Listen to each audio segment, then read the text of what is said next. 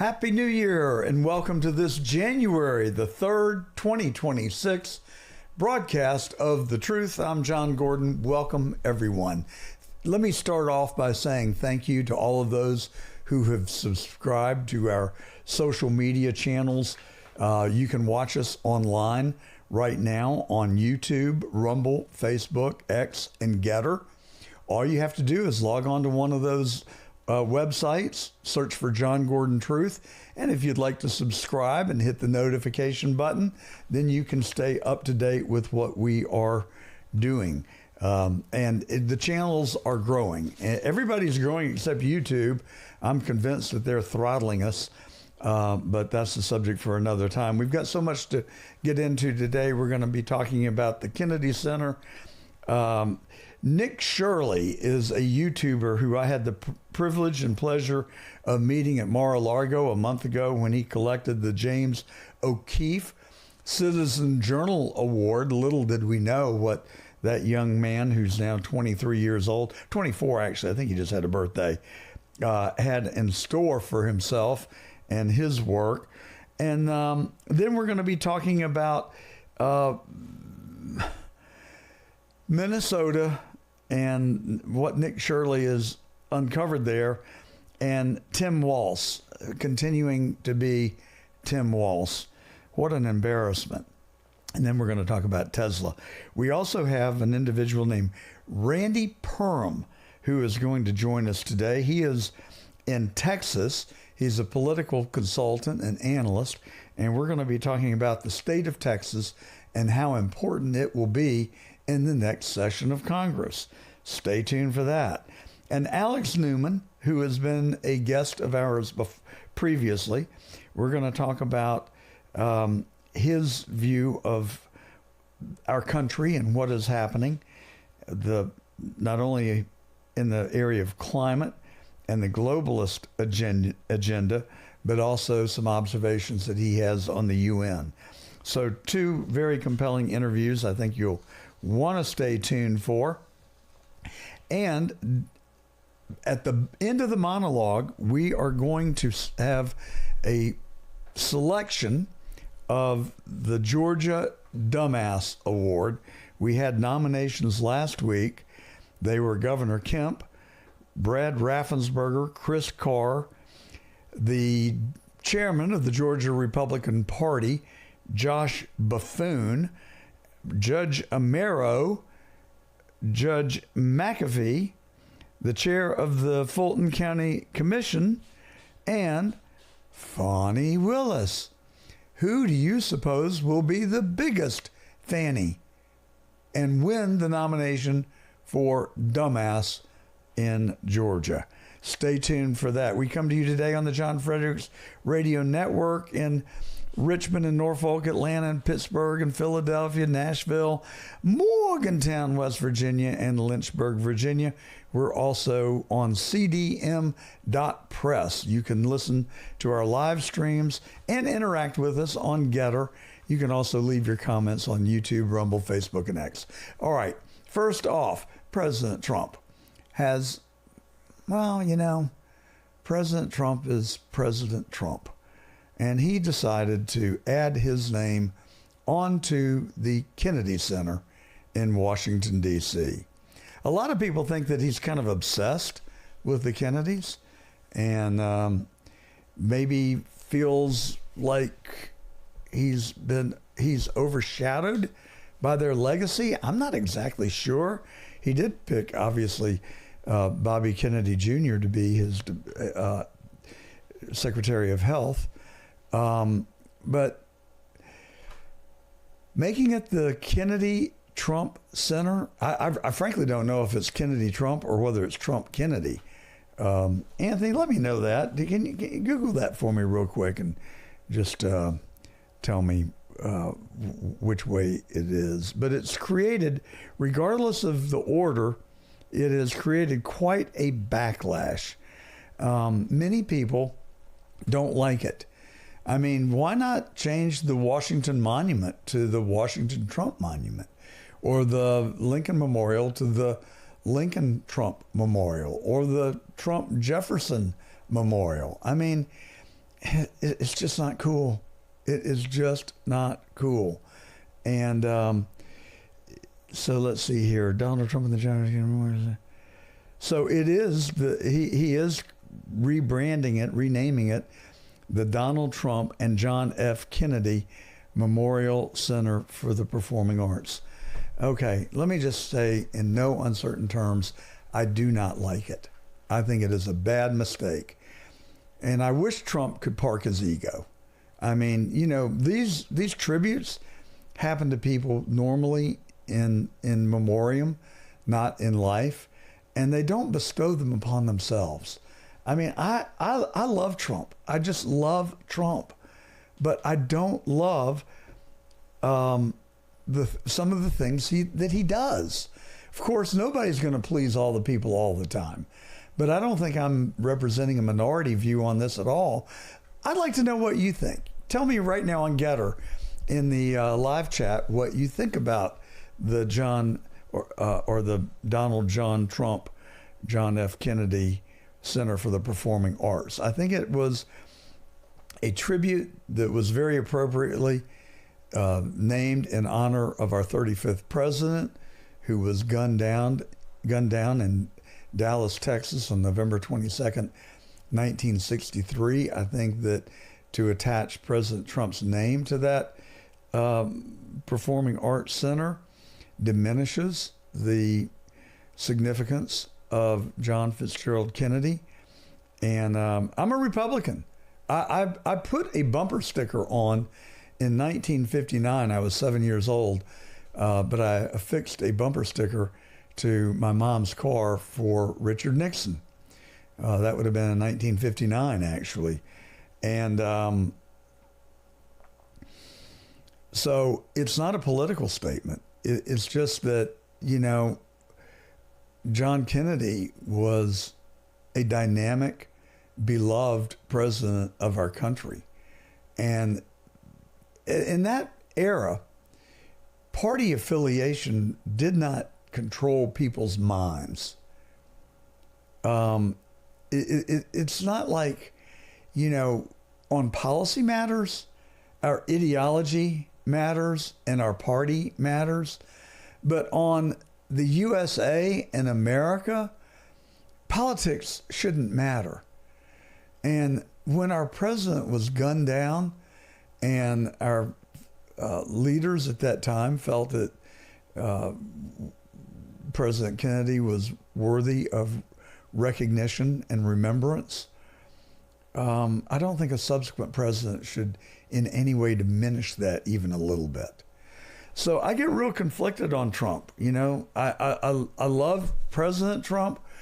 Donald Trump, I've got some real reservations about.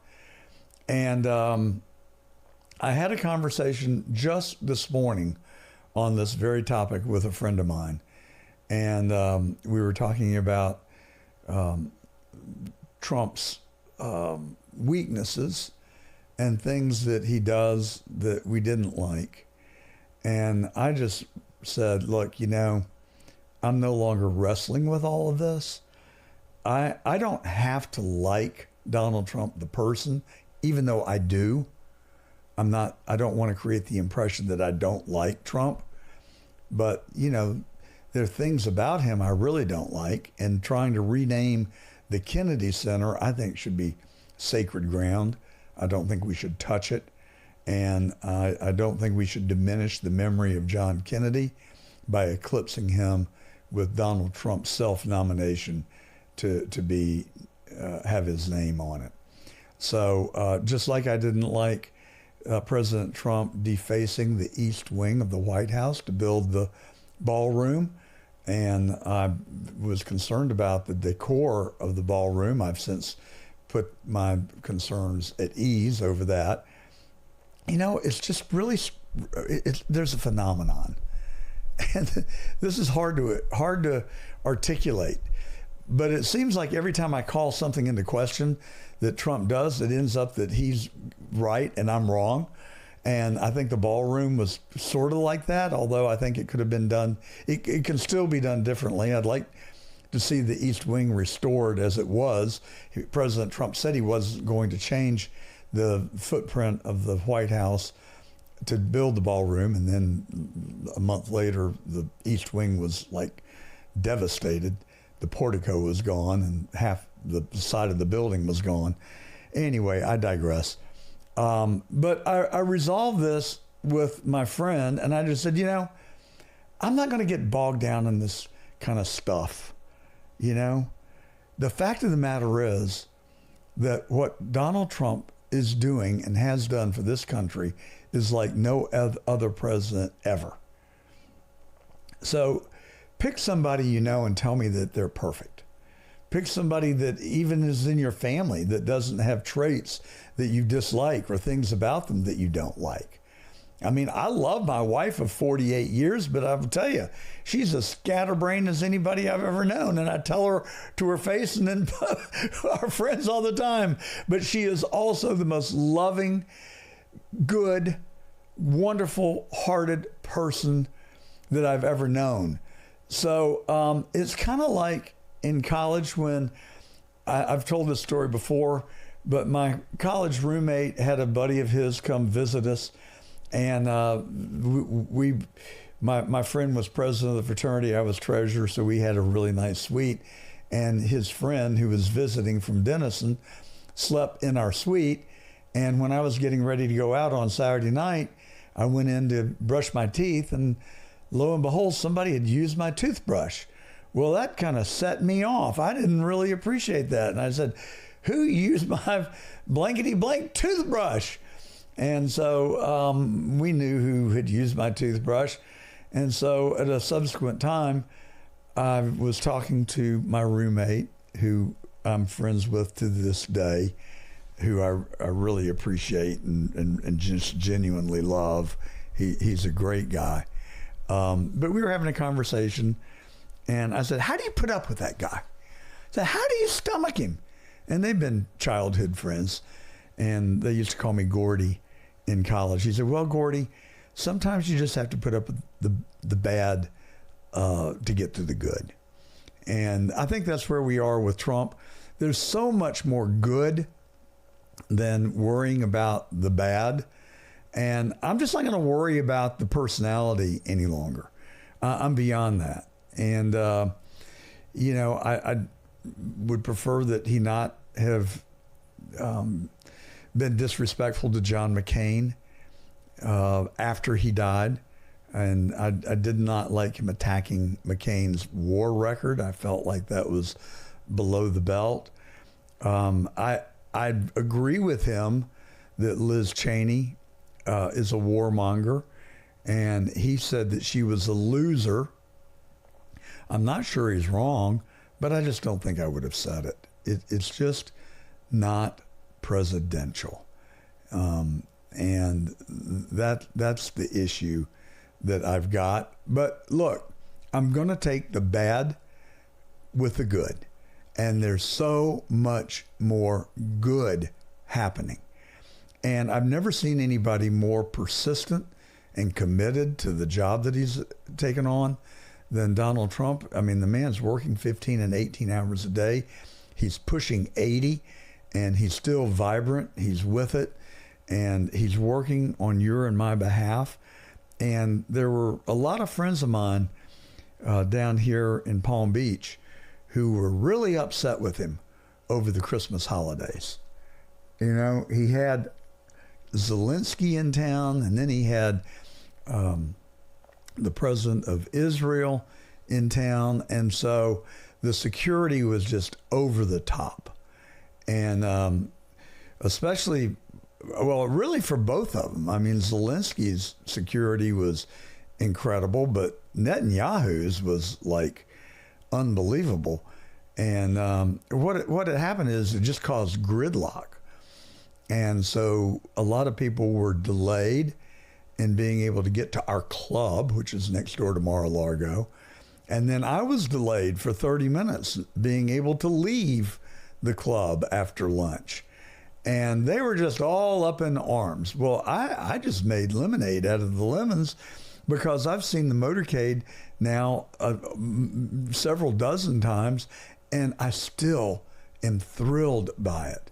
but I got to see all the motorcycles and all the security that were accompanying Zelensky when he left Mar-a-Lago and passed by our club next door. But it brought traffic to a standstill. And people were so angry and mad at Trump because he was doing this and disrupting their holiday. And I say to you, get over yourself, for God's sakes. What is your problem? He was trying to end a war between the Ukraine and Russia and trying to figure out how to keep peace in Gaza. And you're complaining because you had to sit in traffic for 30 minutes? Get real. Get over it. Let the man do his work. And you know, they were talking about getting stuck in traffic. You know where he was? He was stuck at Mar-a-Lago, meeting most of the holiday. So you owe him a debt of gratitude. You have no basis to complain whatsoever. Oh, darling, I had to stand in traffic. I'm just so mad that I couldn't get to my bridge game. I was late for my tea time. Well, tough luck. Just get a life. Get real. Come on. You should be cheering for Trump and volunteering to sit in traffic so that maybe we could end the murders and the slaughter that is occurring between Russia and the Ukraine. And that's the way I feel about it.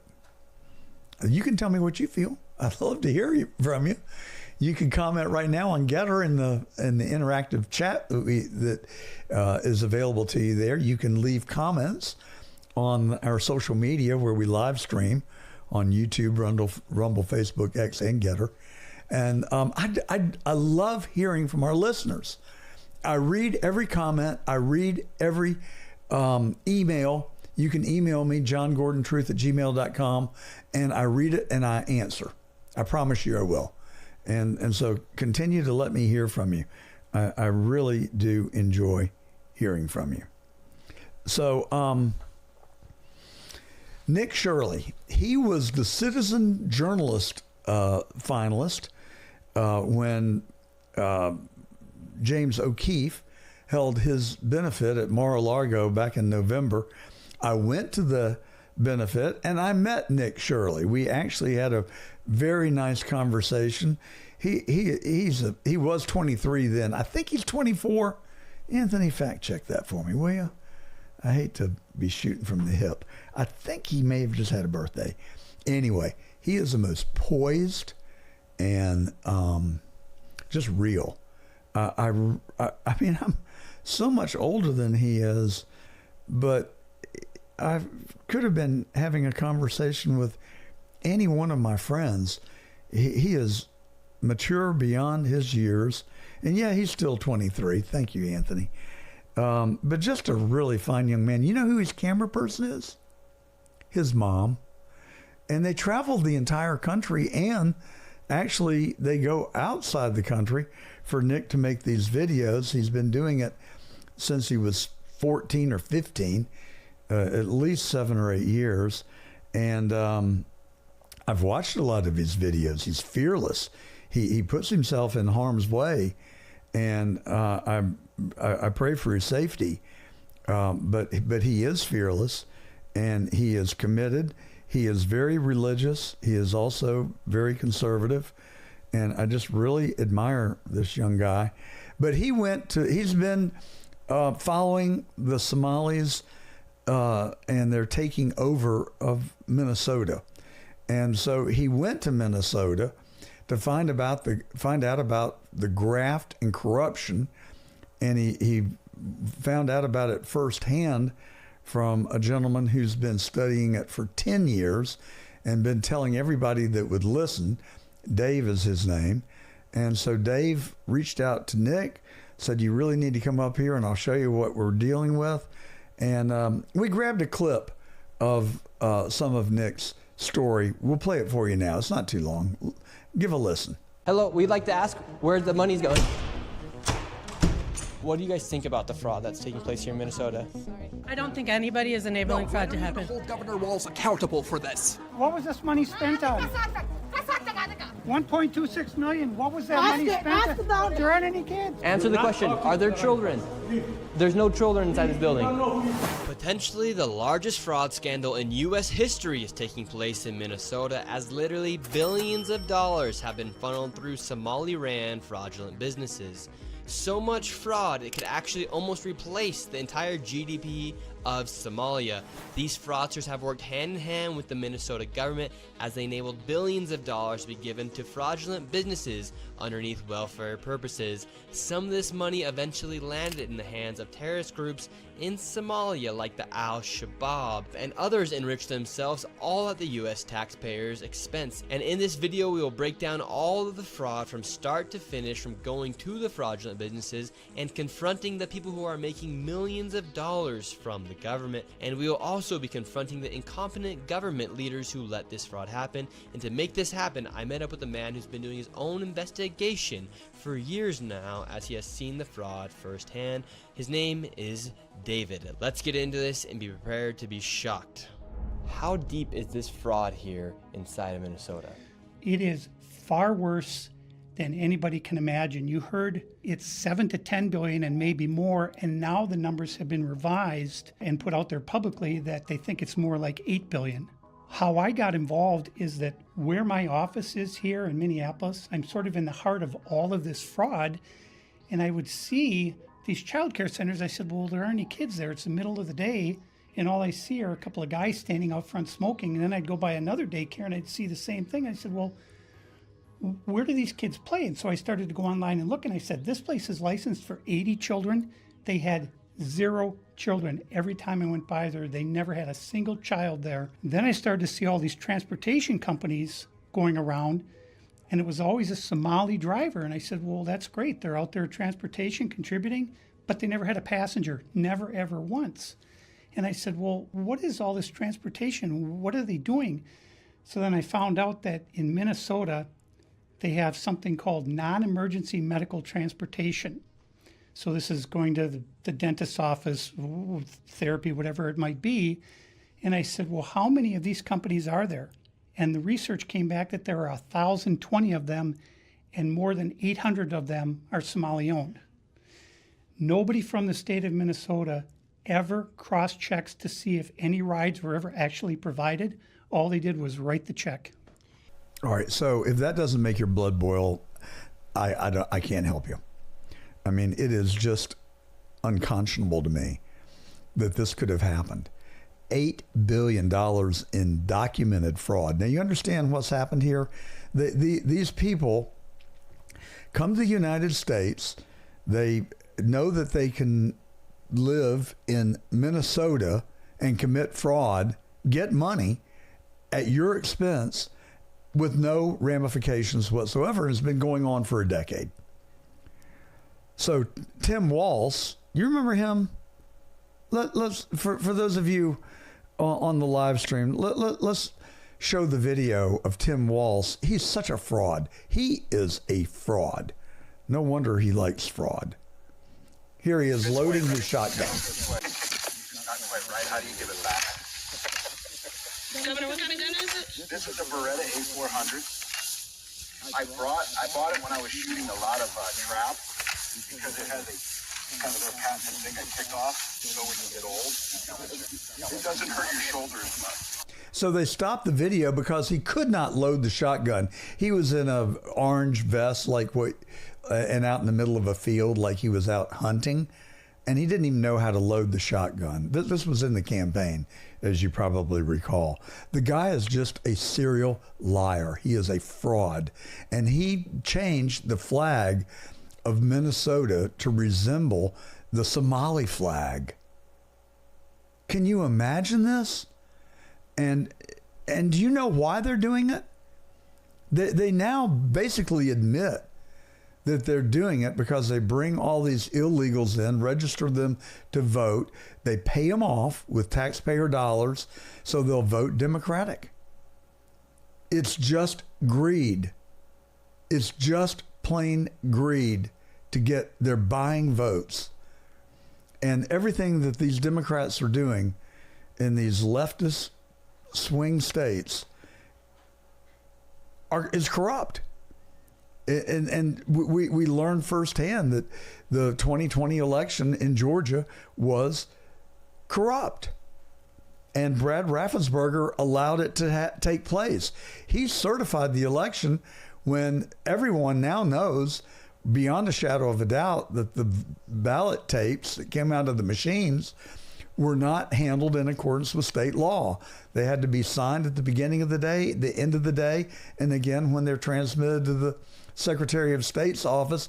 But he accepted 170 ballot tapes without the signatures, representing 320,000 votes. He is another fraud, and he's running for governor of Georgia. God help us. God help us. I don't know what's going on in this country, but it scares the hell out of me. And the closer you look, the more we learn, the worse that it gets. Nick Shirley has uncovered $8 billion in fraud, and he's going to go back to Minnesota and have part 2 of his investigation. I think the number, I mean, based on things I've read and interviews I've watched, it sounds like the number is going to end up closer to $30 billion. And I'm telling you, I have no points on my driver's license, on my DMV record. I pay my taxes. I obey the law. I try and be a good person. And then to have somebody just come along and steal our federal tax dollars so that they can stay in power, shame on them. How can that happen in this great country that people literally died for and gave their lives for our freedoms? And then you have some guy like Tim Walz who thinks that tampons in boys' bathrooms is appropriate, coming in and claiming the governorship of Minnesota, and he's doing it through fraudulent votes from illegal immigrants from Somalia. God help us. It's got to stop. And I'm telling you, the American people are demanding accountability. We all have to start a chorus for accountability.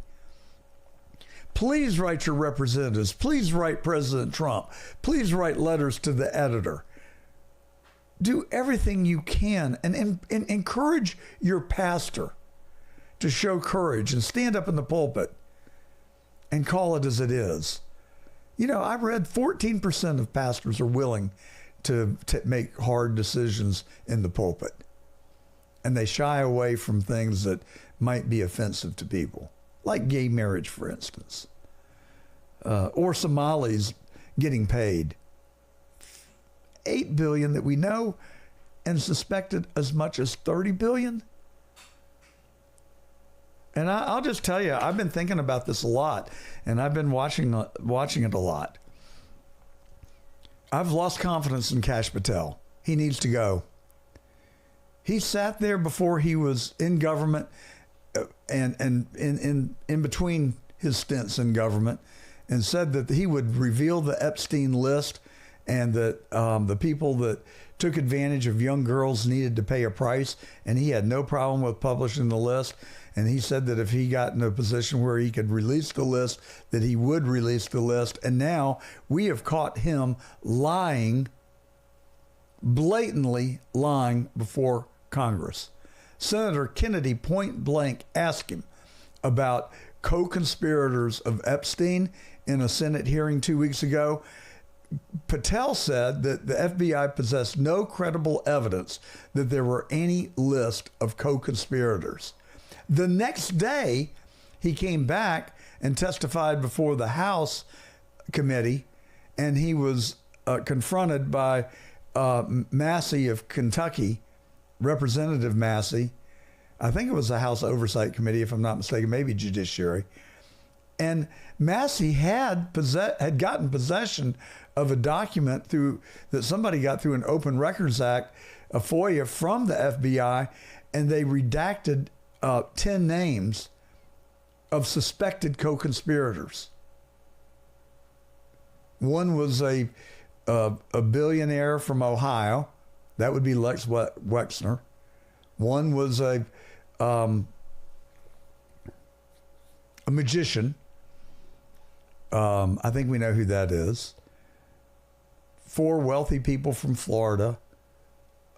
Other people that were identified by title, but not by name. Their names were redacted on this document. But Kash Patel just lied. And I think he's probably walking a very tight line between doing what his boss tells him to do and what he promised the American people that he would do.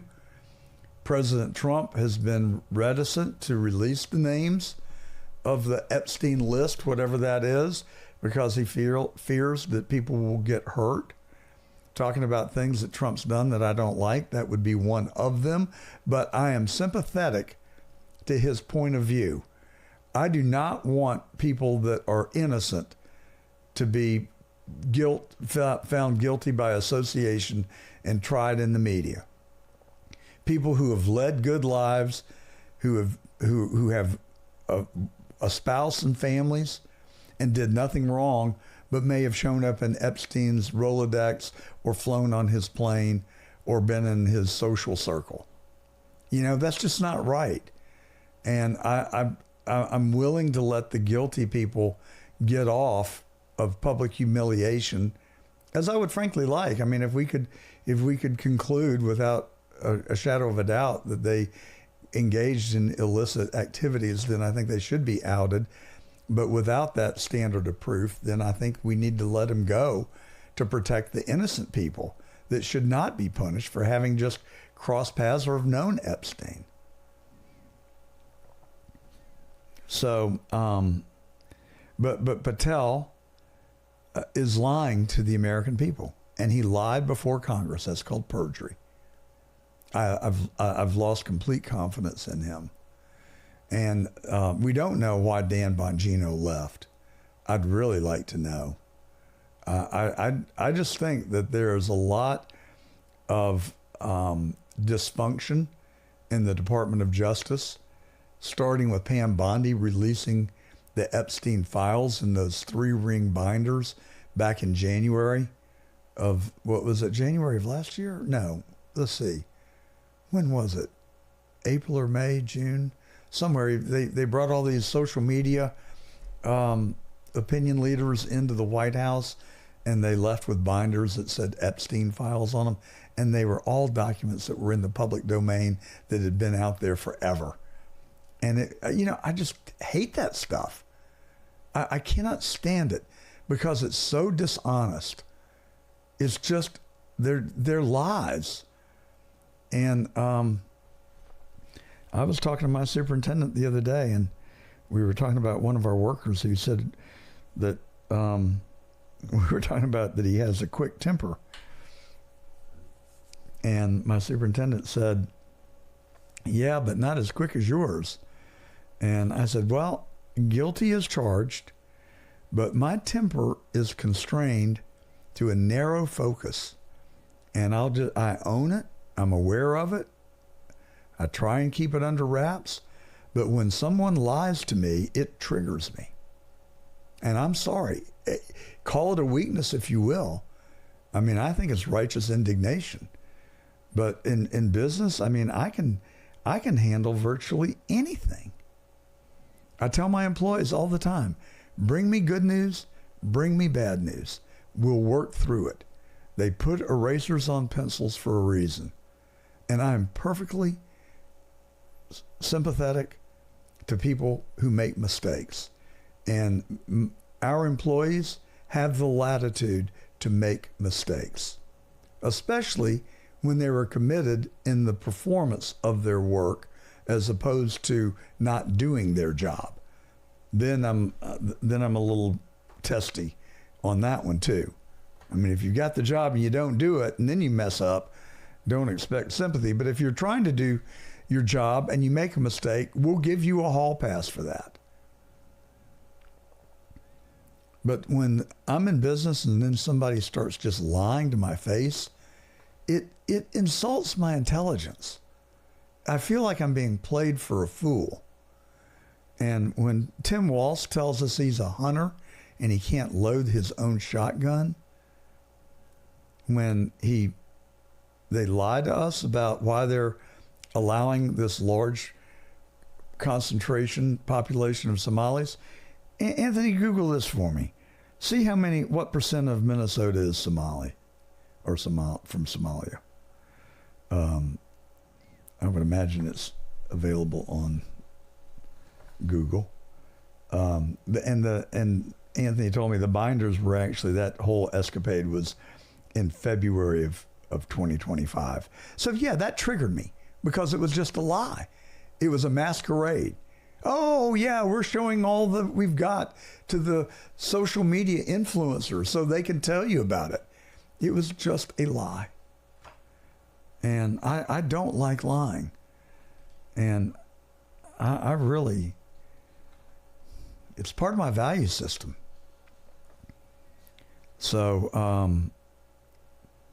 I don't care who does it.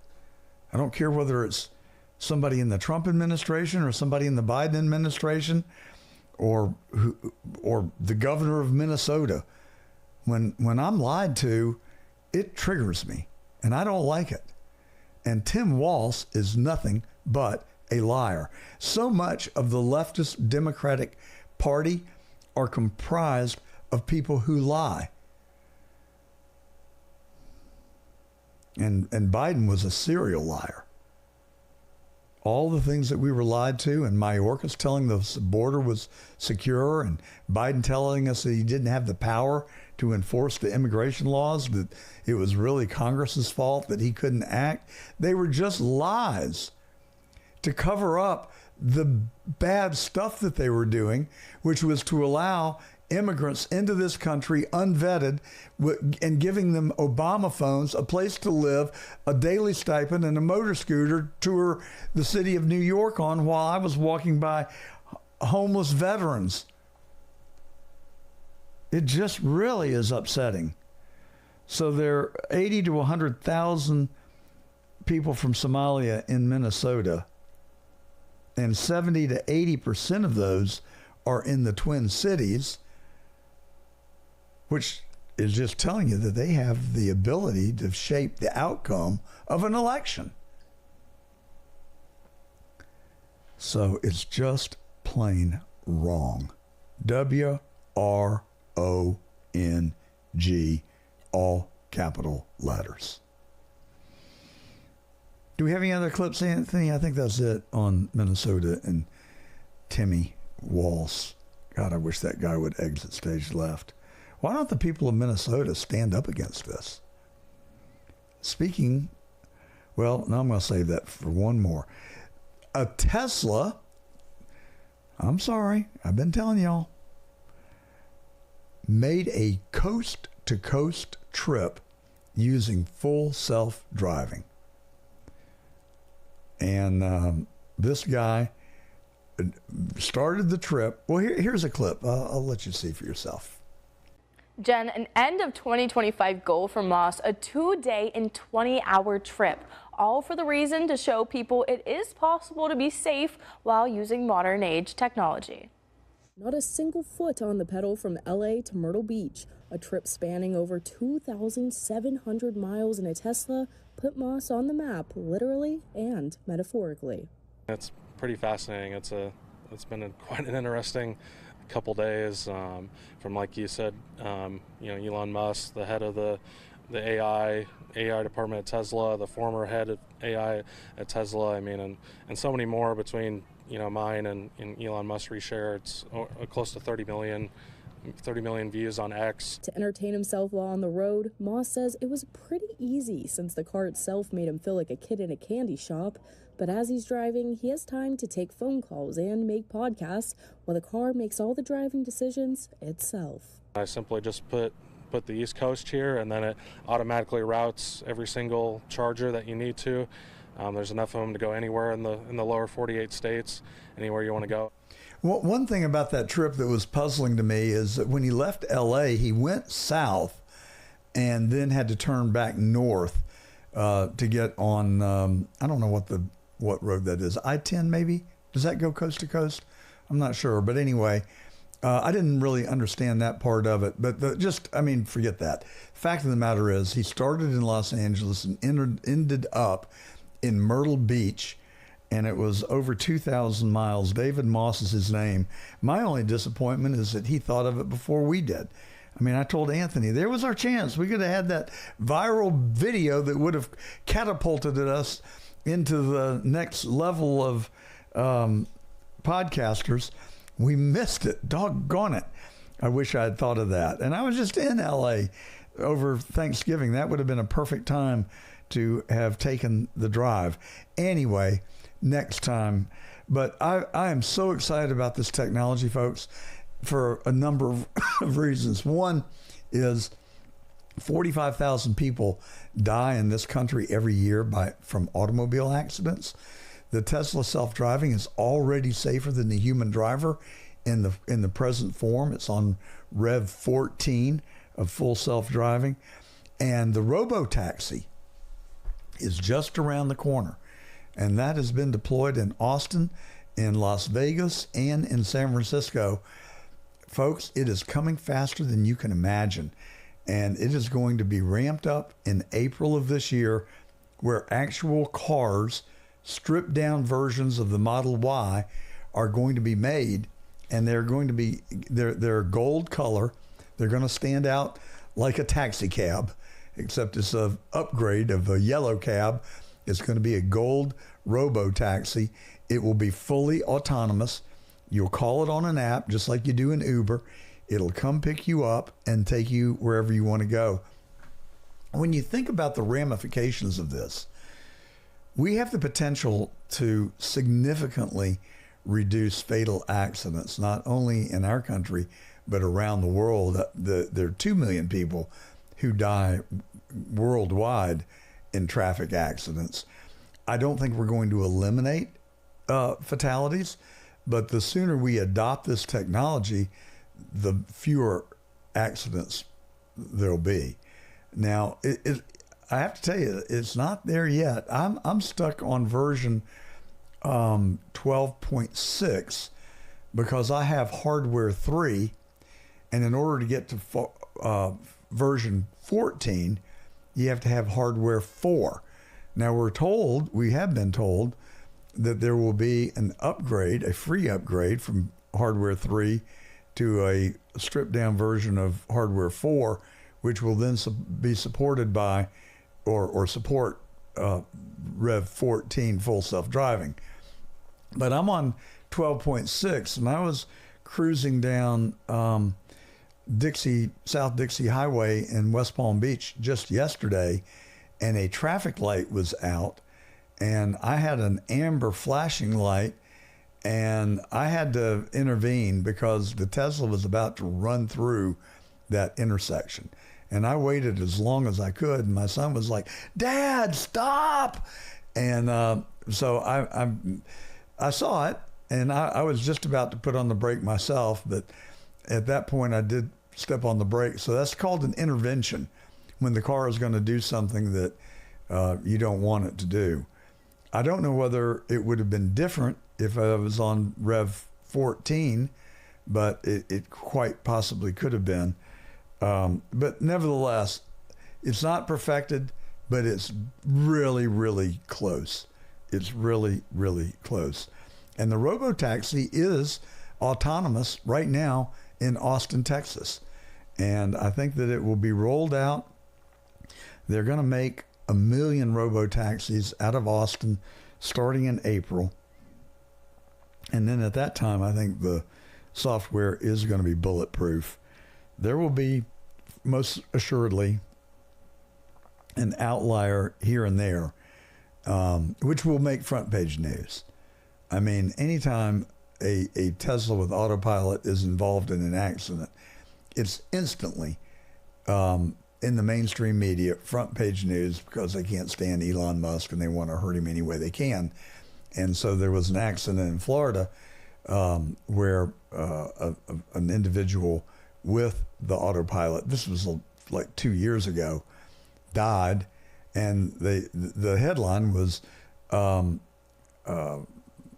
Tesla owner killed in fatal accident while using autopilot.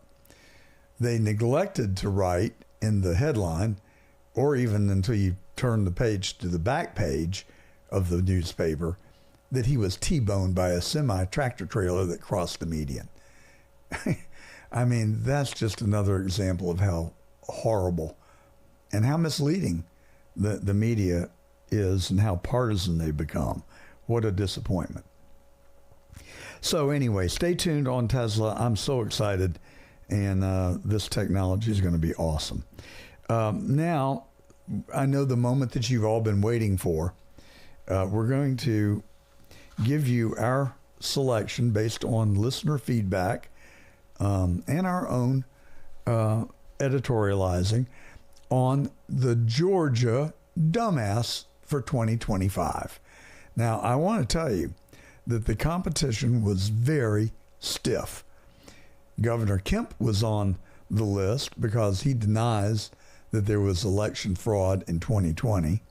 Brad Raffensperger is on the list because he lies and tells you that it was the safest and most secure election in Georgia's history, which I guess means that they've been rigging elections since the beginning of time. And then Chris Carr did nothing as Attorney General. He didn't open an investigation. He didn't call in the GBI. He just sat in his office with the blinds closed and the door shut and the phone on busy so that he wouldn't have to do anything as the Attorney General of Georgia to look into election fraud. Now, we also had the chairman of the Georgia Republican Party, Josh Buffoon, as I'm happy and fond of calling him. And, you know that sounds pretty disrespectful, and I do it intentionally because this is the pettiest person I've ever seen in a leadership role. I can name a lot of petty things that he has done, but I can't name one positive thing that he has done. And, other than send out a bunch of press releases telling everybody how great he is and what a great job he is doing as chairman of the party. Well, I differ because I had a front row seat when we had a chairman of the Georgia Republican Party. He and that was Billy Lovett in the early 90s. I'll tell you what happened under Billy Lovett's watch. And at that point, I was chairman of the Georgia Republican Foundation, which was the money-raising arm of the party. Billy Lovett raised, I think, over $1 million, maybe as much as $2 million in 1 year, and it was the pathway to ushering in the first Republican governor of Georgia since Reconstruction. Now, he had Guy Milner run against Zell Miller. He lost, I think, by 46,000 votes. They all came from Chatham County in the middle of the night. But we were focused singularly on raising money and getting Republicans elected. This clown, Buffoon, seems more interested in doing battle with his political opponents inside the party and having witch hunts at the Eagle Club where they met, the statewide committee met when they were trying to drum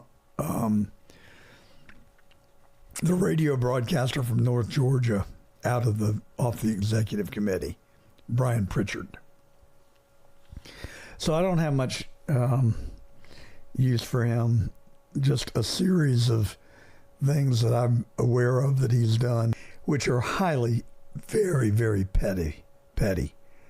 And I think he passed a resolution that said you can't criticize the party and be a member of the Republican Party or in the leadership. They'd kick you off the state committee if you said anything derogatory, I assume mainly about him.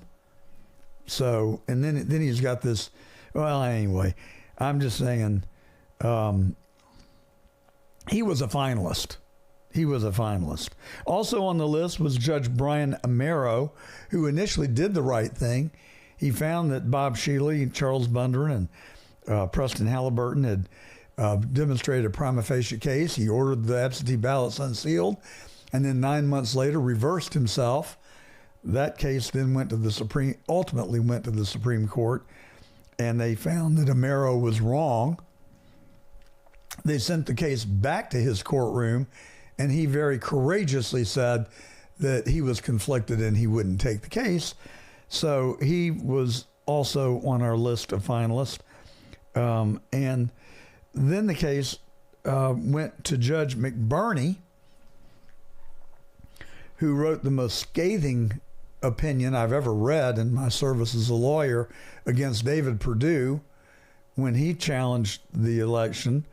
And the case, instead of going to Amaro, it went to McBurney when Amaro punted, said he didn't want the case, and he should have kept it. I don't know on what basis he recused himself. I don't think he gave us an answer. I don't know that he has to, but he recused himself. I think he recused himself because he lacked the intestinal fortitude to handle the case. So then McBurney showed his colors in the Perdue case and wrote a scathing opinion that revealed his bias. So McBurney was on the list, but he did not get the award because he has actually shown some courage in standing up to Fani Willis, the district attorney of Fulton County. And then, of course, Rob Pitts, he's on the list. He was a finalist because he just wants people to stop talking about this foolishness of 2020. I wonder why you reckon Rob Pitts wants us to stop talking about 2020.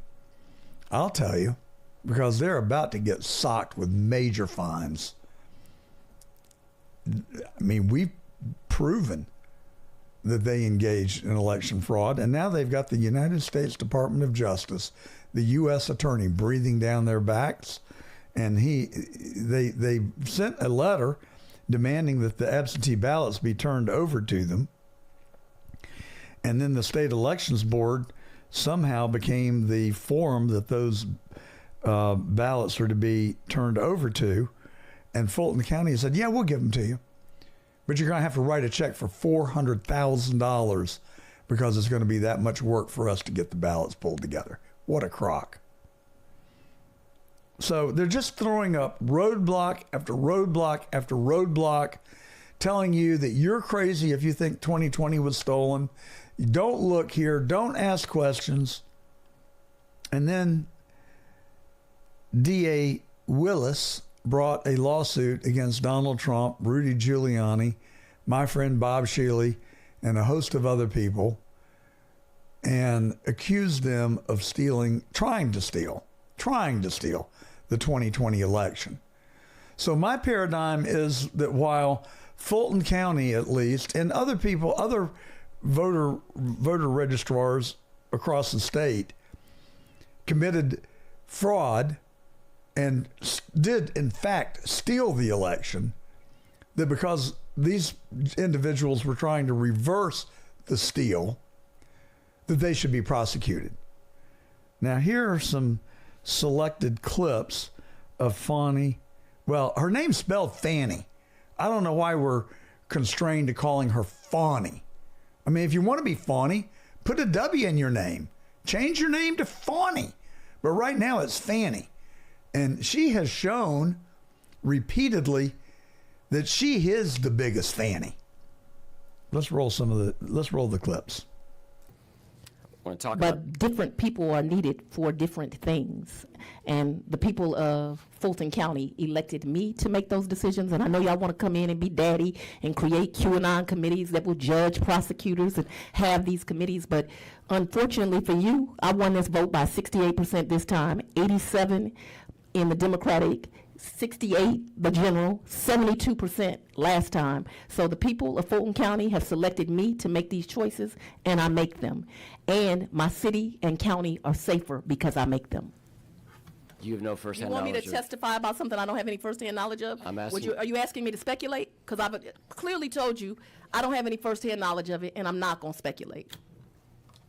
In other words, are they allowed to always bill to the even hour, or is there a professional expectation that they would bill to the 10th or Let me tell you something. I had 3 attorneys working with me that had integrity. For you to insinuate that a judge that sat for 10 years and was the head of the magistrate court judges, that they did something illegal. They were underpaid. I have here documents where in one annual year, because I want you to remember his bills were over the course of 3 years, in one annual year made $8 million, made $5 million. And I'm going to make sure that the press has that so that when you're asking me about this great service to the state of Georgia, that it is understood that these are more than reasonable, actually bargain basement amounts. Ms. Cross would insist that I wrote government rate in her contract because she didn't want anyone to get confused that she would actually work for this rate, but for the fact that it was service to her community. So I don't know what we're talking about here, but to insinuate these 3 lawyers that have great integrity, have served this community well, did something unethical, I don't know why we're having this conversation. I'm trying to. I don't know anything about the whatever you're talking about. So she's lying. That's a lie. Now, what he was talking about, this is a state senator, and they are conducting a hearing into D.A. Willis's, Fani's, conduct in office.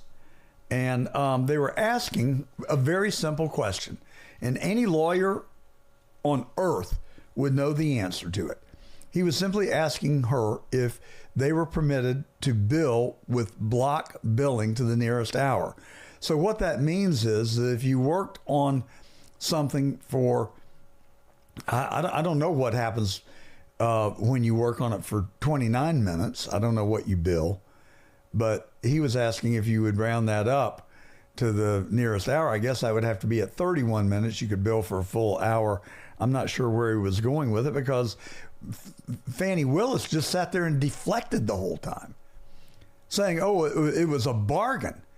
So you can't question them if they exaggerated their hours, because even still it was a bargain. Well, what about your lover, Ms. Willis? What about Nathan Wade? Was he a bargain? He collected $650,000 in legal fees to be a RICO consultant, except he had no RICO experience. And then he took you on luxurious trips across the United States, which you reimbursed him for your half in cash. You don't have any credit card receipts. You don't have any canceled checks because your daddy told you to always pay with cash. Now, how convenient is that? And if you believe Ms. Willis's explanation on that, I would like to speak to you about some investment property in South Florida. You know, talk about being triggered. I mean, it's thievery. They stole an election in Georgia, and there were fraudulent ballots cast in that election where she won by, what'd she say, 67%? And there's proof positive that there are a number of fraudulent votes that were counted in her favor that should not have been. But all she can do is give you this righteous indignation. And she did what she didn't tell you in all of her righteousness is that the Court of Appeals kicked her off the case. They kicked her off the case because of her conduct. But she justifies her behavior because 67% of the voters selected her. I wonder what percent of the voters that voted for her knew about her antics. You know, I ran a campaign for governor back in 1983, 82, 83. And I met with this guy from Washington, D.C., who was our political consultant. His name was Matt Reese. He had national prominence, and he had really been in the game for a long time. And we were talking about how you get people's attention. And he said, you know, the problem is that the average person has a spouse, they have children, they have a job, they have bills. Johnny got an F on his report card in spelling. Susie busted curfew. His wife is complaining, or spouse, that they don't have enough money for new draperies. The boss is a tyrant, and his job may be in jeopardy. Her job may be in jeopardy. They go to church, and they like to engage in some recreational activities on the weekend. The point being that politics, what's happening in your government, federal, state, and local, is somewhere around number 10, 11, or 12 on the list. It's way down there. Oh, the car's broken down. Don't have money to pay for it. The mechanic I took it to last time ripped me off. What Fani Willis did with Nathan Wade is somewhere down on 10, 11, or 12 on most people's list. And those are the very people that are going into a polling booth and are going to vote. So do you really think they're fully informed? But this lady, no, I'm not going to call her that. This woman is the epitome of disrespectfulness. Let's watch the exchange that she had earlier this year in that courageous Judge McAfee's courtroom. She was his boss at one point. How many times did you go with Mr. Wade to California? Once. And you all stayed in Napa Valley, and he paid for the plane tickets and the hotel? He paid for the plane tickets and the hotel. And what did you pay for on that trip? I gave him much less cash that time, probably $400 or $500, and then I paid for a bunch of stuff. I think we did 2 different wine tours that you do, which are pretty expensive. I think I bought him, he likes wine. I don't really like wine, to be honest with you. I like Grey Goose. Every now and then you get to stop and smell the roses. And tonight we're going to stop and smell these roses. We are going to celebrate. We're going to party. The DA drinking Grey Goose, in case anybody wondering. How does that suit you? How does that square with your ideas and ideals of what you'd like an elected official, how you'd like them to behave? She basically took the courtroom over from Judge McAfee. She started running the show while running her mouth. She was so disrespectful to those state senators, and now we know without question that she committed perjury. She said that her affair with Nathan Wade began after he came to work for her office in 2022, I believe.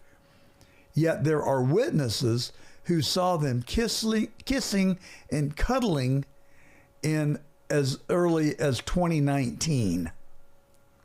And she said they hadn't been romantic until 2022. So she lied. She lied under oath.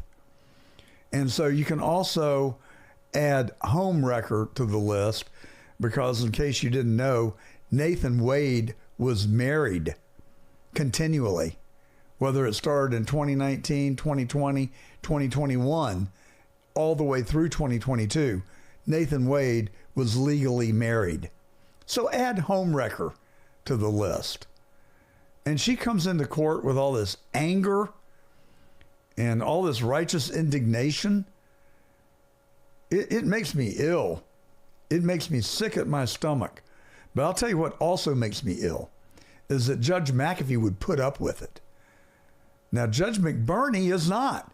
He's actually pushing back on Fani Willis, and she don't like that.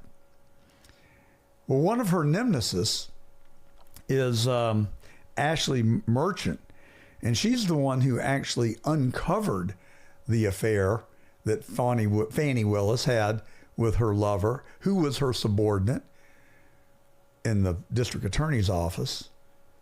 Perhaps he was her subordinate in between the sheets too. I don't know. I haven't heard that question posed, but here's what Ashley Merchant had to say about the whole thing. You know, I've never been a public official. I don't have a desire to be a public official, but if you are a public official, you've got to keep records of things. Why you would pay cash to a man that you are sleeping with, and you are also paying in what is undisputedly one of the largest criminal cases in our legal history, is beyond me. And so I think the public is right to question how this is allowed to go on. It's absolutely reckless at a minimum. We know she did that. That was Megyn Kelly, who Megyn Kelly's show that Ashley Merchant appeared on. But I think that Fani Willis is an embarrassment. I think she's an embarrassment to her office. She should be an embarrassment to Kemp and Carr, who have allowed her to get away with all of this stuff. There hadn't been any investigations from Chris Carr into Willis's office, but he investigated that DA down in Glenn County, who he didn't like, promised that he was going to have her indicted, and then did nothing in true fashion. But he hasn't investigated Fani Willis. And the other entity that has not done anything about her is the Georgia Bar. Where are they? She's been found to have a conflict of interest. She has committed perjury. She is acting as if she is accountable to no one in public office. And she has ruined and destroyed many people's lives. Take Rudy Giuliani, for instance. He got had a civil lawsuit brought against him, and a jury found that he had to pay Ruby Freeman and Shay Moss like $140 million. Now, I don't know how much he ended up paying because they settled it subsequently. But they tried to take his car. They wanted his gold ring, family heirlooms to satisfy this judgment. And he was stripped of his bar license. And this is America's mayor who led us through 9/11. And all he was trying to do was protect the freedoms and the franchise of the American citizens by calling into question what happened in 2020. And they raked him over the coals and then tried to charge him criminally. Thank you, Mr. Skandalakis, for intervening when you had an opportunity and called it quits on that lawsuit. And God only knows how much money it cost. Millions upon millions of dollars, I'm sure, was spent by Fani Willis and her office in prosecuting Trump and the other 18 individuals.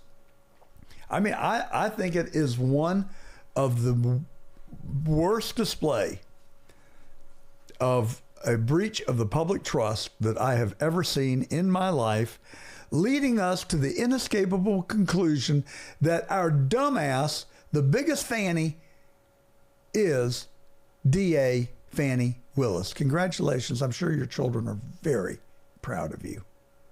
How do you look them in the eye? Do you have no shame? Do you have no conscience? You can say all you want to about these people trying to change the outcome of an election. But you know that I know, and the people of Fulton County know, and the people that were working on that 2020 election know that it was stolen. And it was stolen by the Democrats. And the fraud was not trivial. It was mammoth. We identified 40,000 illegal votes just in Fulton County. That's why Chairman Pitts wants you to stop talking about it. And I think that, as I said earlier, the U.S. Attorney's Office is focused on it. I think hell is about to be paid. It certainly needs to be. What these people have done to other people, how they've wrecked their lives when they've devoted their lives to public service and being good people, as far as I can tell, is shameful. And it is an absolute disgrace. So congratulations, Fani Willis, dumbass, biggest Fanny of the year. We come to you every Saturday on the John Fredericks Media Network in Nashville, Atlanta, Richmond, Norfolk, Pittsburgh, Philadelphia, Morgantown, and Lynchburg. And we also come to you on cdm.press. They take our feed and redistribute it on their social media platforms. So if you go to cdm.press, or if you're watching on cdm.press and one of their digital platforms, thank you very much. We appreciate the relationship, and they too care about the truth. And that's all I care about. I really just want the truth. I don't think that's too much to ask. You can also listen to our podcast on Spotify, iHeart Podcast, Apple Podcast, and Amazon Music. All of our past episodes can be found on johngordon.tv. And, of course, you can email me at johngordontruth@gmail.com. So thank you for tuning in. Happy New Year, everyone. Now let's get to our first interview. And I think you're going to really enjoy Randy Perham. He is one of the most commonsensical people I know, and he is right down there in the heart of Texas. And they've got 43 congressional or 43 electoral votes. And it is a crucial state. And he's working on trying to help expand the number of electoral votes in Texas, because California, where 40% of the state is Republican, and they have 17% of the congressional seats or the electoral votes, they're trying to finagle to dilute Republican representation even more. And I guess they won't stop until they're at zero. So Texas is trying to counter that. Maybe Georgia will join the party. I think Florida is about to look at their congressional districts and perhaps realign. And then later, after Randy Perham, you're going to hear from Alex Newman. He's a journalist, an educator, an author, and a consultant, and a smart guy. We're going to talk about the UN, climate hoax, and the globalist agenda. And that is the truth. I'm John Gordon. We're brought to you today by PCR Energy. You can look them up on the web at pcrenergy.com. They're a restaurant services company in Atlanta. They service restaurants all throughout the metropolitan Atlanta area, and they've made their reputation by giving good, clean, reliable service. If you're a restaurant owner and you're tired of automated attendance and bad service, give PCRenergy.com a look. They'll come and clean your front of the house, the back of the house, collect your waste vegetable oil, clean your grease traps. They'll even clean your vent hoods. And you can find them at PCRenergy.com. All right, let's get right to it. And here's our interview with Alex Newman. I'm also going to insert an interview. I don't know whether it'll be in the radio broadcast. I think we've run kind of long, so it's probably going to be in the extended broadcast that you can tune in on Rumble and Getter and YouTube, Facebook, and X. But we had a very interesting interview that I was a guest on in Fox 5 in Washington, D.C.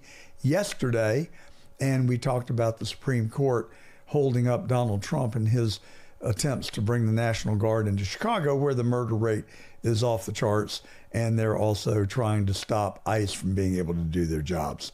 So stay with us after the broadcast on John Fredericks. You can continue to listen to us on our social media live streams. All right, let's get to Randy Perham. Well, it may be the holiday season, but some people are hoping Santa will bring them a whole bunch of new Republican members of Congress. One of those people is Randy Perham. He's a friend of mine. He's had me on his podcast, and I enjoy chatting with Randy. He has unique perspectives. He's a very active Republican in the state of Texas. Now, Randy, Texas has got 38 congressional seats. Only 5 of them are Democratic. Does that represent the general population divisions in Texas? Do you think they're equally divided, Republican and Democrat, according to ideology and party affiliation? Largely, yes. And I say that because a majority of the, I guess you say the Democrat populations are urban centered. And so they're already coalesced in areas such as Austin, Houston, Dallas, San Antonio areas. So those areas have the representation that they're looking to have. And first off, thank you, John, for having me on. I appreciate you. We're delighted to have you, Randy, and it's always good to talk to you. Well, California has vowed to redistrict. They've got 40%, get this, 40% of California are registered Republicans. Guess how many seats they've got in Congress? 17% of their congressional seats are Republican. 40% of the population, 17% of the districts. It's 43 Democrats, 9 Republicans in California. You know, I say bears make money, bulls make money, hogs get slaughtered. They want more of those 9 seats. How are they going to get additional seats when Republicans are not fairly represented as it is? That's very true. And the problem is that California, along with Illinois, they're so gerrymandered that the only thing they can do is just move the lines, you know, east or west or north or south by a couple of blocks just to justify, you know, trying to capture an additional voting population that essentially may not vote anyways. So that's the only way that they'll be able to really get away with this. But overall, you know, cutting out Republicans out of California is only shooting themselves in the foot, because when the legislature changes over, they can just change the maps right back to, you know, to make it more favorable for Republicans to give that proper representation. But until then, I guess, you know, we just have to see what happens with that out there. Well, right now, the Republicans in the U.S. Congress only have a 7-vote lead. Come January the 5th, that's going to be trimmed to 6 unless a Republican can win a special election in Georgia to fill the seat of Marjorie Taylor Greene, who resigned in a huff. What do you make of that, by the way? Do you think Marjorie Taylor Greene betrayed the Republican Party by resigning her seat in Congress? She had been one of the most outspoken and loyal backers of President Trump. She didn't like the fact that Trump was waffling on the release of the Epstein files, so they got into a verbal spat on X, leading, and Trump called her a traitor. Well, I think that some people interpreted that to be a traitor as in a violation of our federal laws. I think he meant it as a traitor towards him. It just a political traitor. Well, I'm sorry, that's not illegal. But a lot of people thought that he was accusing her of being like a you know, siding with our adversaries, kind of traitor. I don't think that was it. But she got mad, and he said that he was going to primary her. He was going to find somebody that would be loyal to him and the Republican Party. So her response to that was, I quit. I'm taking my toys and going home. I know Marjorie Taylor Greene. She is not a nice person. I do not like her, but I like her message, and I like her chutzpah, and I like her strength as a person to stand up to the establishment. Those things I like. She's just not a very nice person at the end of the day, but that's beside the point, really. I mean, you have any insight? I would say, something tells me that there is a little bit more to her resignation than just a spat, because there's a lot of people that attack Marjorie Taylor Greene, and she doesn't take her ball and go home. So I think there's a little bit more to it. You think she didn't get invited to the White House Christmas party, maybe? No, I don't think it was that either. I think it's more dealing with the insider trading with the stocks. With the crackdown of that going on, a lot of members, if you look at it, a lot of She members can of no Congress longer afford to be in Congress. yeah, it's not Congress, exactly. It's not lucrative. Well, so what do you think of it? You ran for Congress. Mm-hmm. What do you think about a law prohibiting congressmen and women from trading in stocks? I'm all for it. They shouldn't be doing that anyway. That's I would say, I'm not gonna say unfair, but it's unfair. How would you be in a position to know ahead of time what the markets would do and everything else, and capitalize on that as a servant, as a public servant? You're already making, $174,000 a year, doing essentially nothing but sit in the office or sit on the floor arguing back and forth all day. Pay me to do that, and I'll be happy with $174,000 a year doing that without any extra perks and all of that. So no, I don't think members of Congress or members of the Senate or whoever, no member of government, let me put it like that, should be allowed to trade stocks based on insider information. That's just Okay. It's just wrong. Well, let me interrupt you just for a second, Randy, Mhm. because the fact of the matter is you can't trade on inside information. I can't trade on inside information. true. No one can trade on No inside one. information. So Mhm. why do we need a new law to prohibit Congresspeople from trading in stocks? Now, I really flirted with the idea of running for Congress in South Florida. I guess I pretty much decided not to. It's a real crowded field, and Mhm. there's some good people in the race. But I would not be willing to sell my stocks and forego my I wouldn't forego my savings, but just cash in order to be a member of Congress. I just think that's fundamentally wrong. Mhm. So how do you balance those competing interests? And couldn't we just enforce the laws that we already have rather than passing a new law so they can find a loophole around those? Yes, the balance would be, number one, you are prohibited. You're right, from engaging in stock buying. So when you go to apply, or not apply, but when you go to file to run for Congress, you have to disclose that information. So the Yeah. information that you disclose, saying that you own stocks at XYZ, from there should be an oversight to say, okay, his or her portfolio hasn't moved during that time, or you're just not able to buy, while you're in Congress, while you're serving. So your portfolio essentially is frozen while you're serving. And then once you leave Congress, you can go back to doing what you were doing with your portfolio, and all is good. But that's how I see the balance in that is you give that disclosure, you let the public know. It should be public record anyways at that juncture in your life that, hey, this is what I currently own before going to Congress. So if you see one or two stocks, shift here and there, that's not me. That's the market doing this thing, and let it be that. So that I think that'll be a fair balance for that. But absolutely, the enforcement laws that we currently have, and you won't have to worry about insider trading. You won't have to worry about people in Congress, breaking the laws because they think they're already above the law, and these exemptions that they have should not apply. Those should be actually repealed, in my opinion. There are some very wealthy members of Congress today who were not that wealthy when they went in. Mhm. Nancy Pelosi's stock trades make her the most successful stock trader in America today.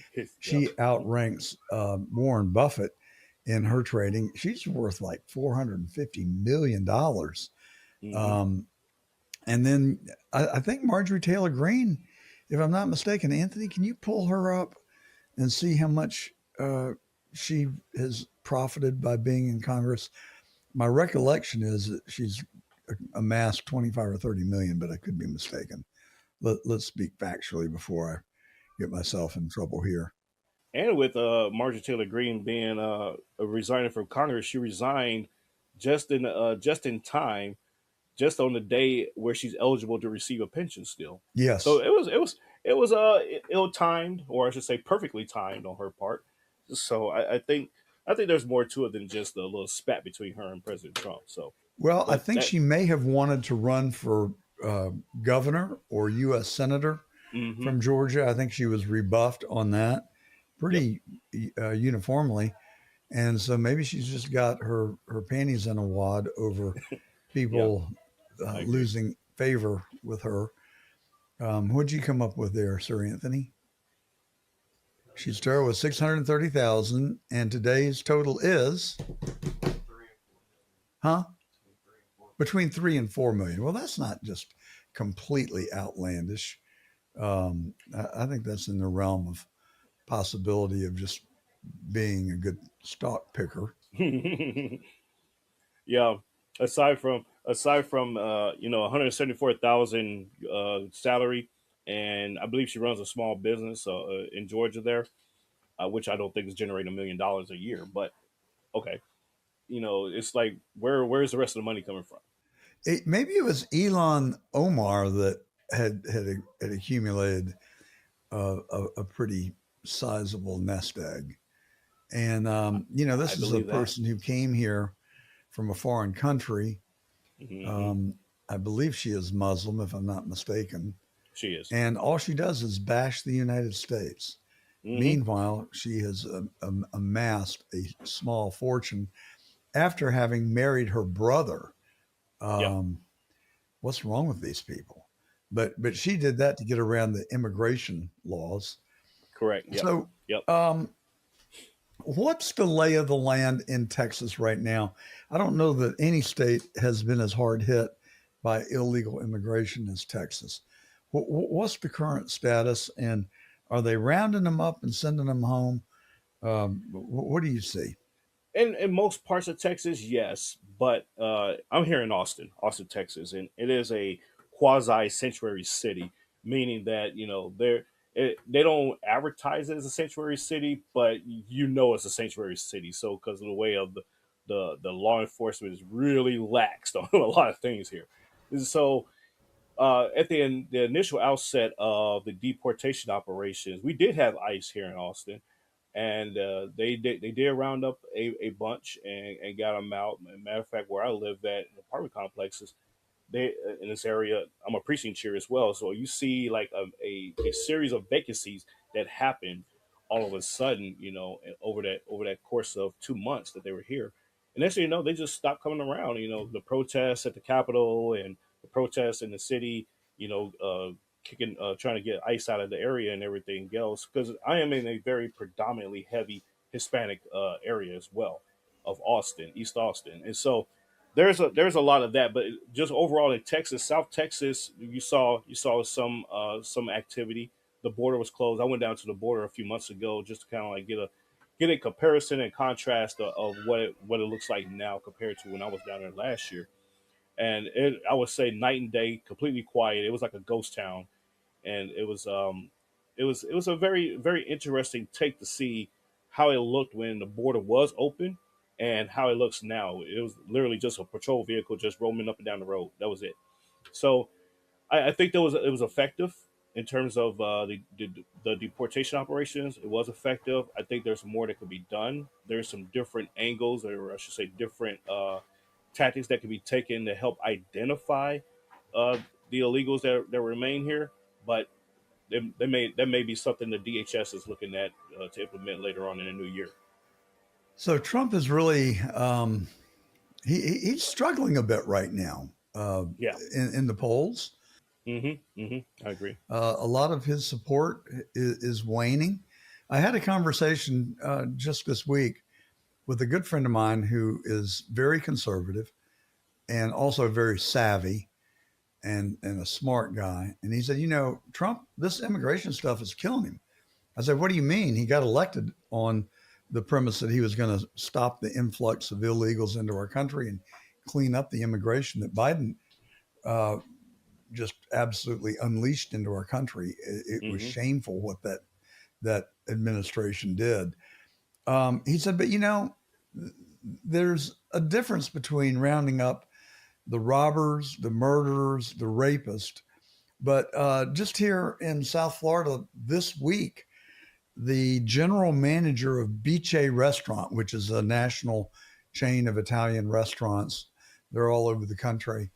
Had worked at that restaurant for 20 years. He got caught up in an ICE raid. They locked him up. They put him in shackles. They drug him to Alligator Alcatraz, and he is eating food off of a cardboard box on the cement floor in Alligator Alcatraz. And look, I'm a huge Trump supporter. I love President Trump, but he's not helping himself right now. We were first going to round up the rapers, the robbers, and the bad guys and get them out of here. No complaint whatsoever. Get them the hell out. So I have just advocated, and I know this is tricky, but the president should have listened to me on this because I've been saying it for a year. He has a unique opportunity to turn the tables on the Democrats.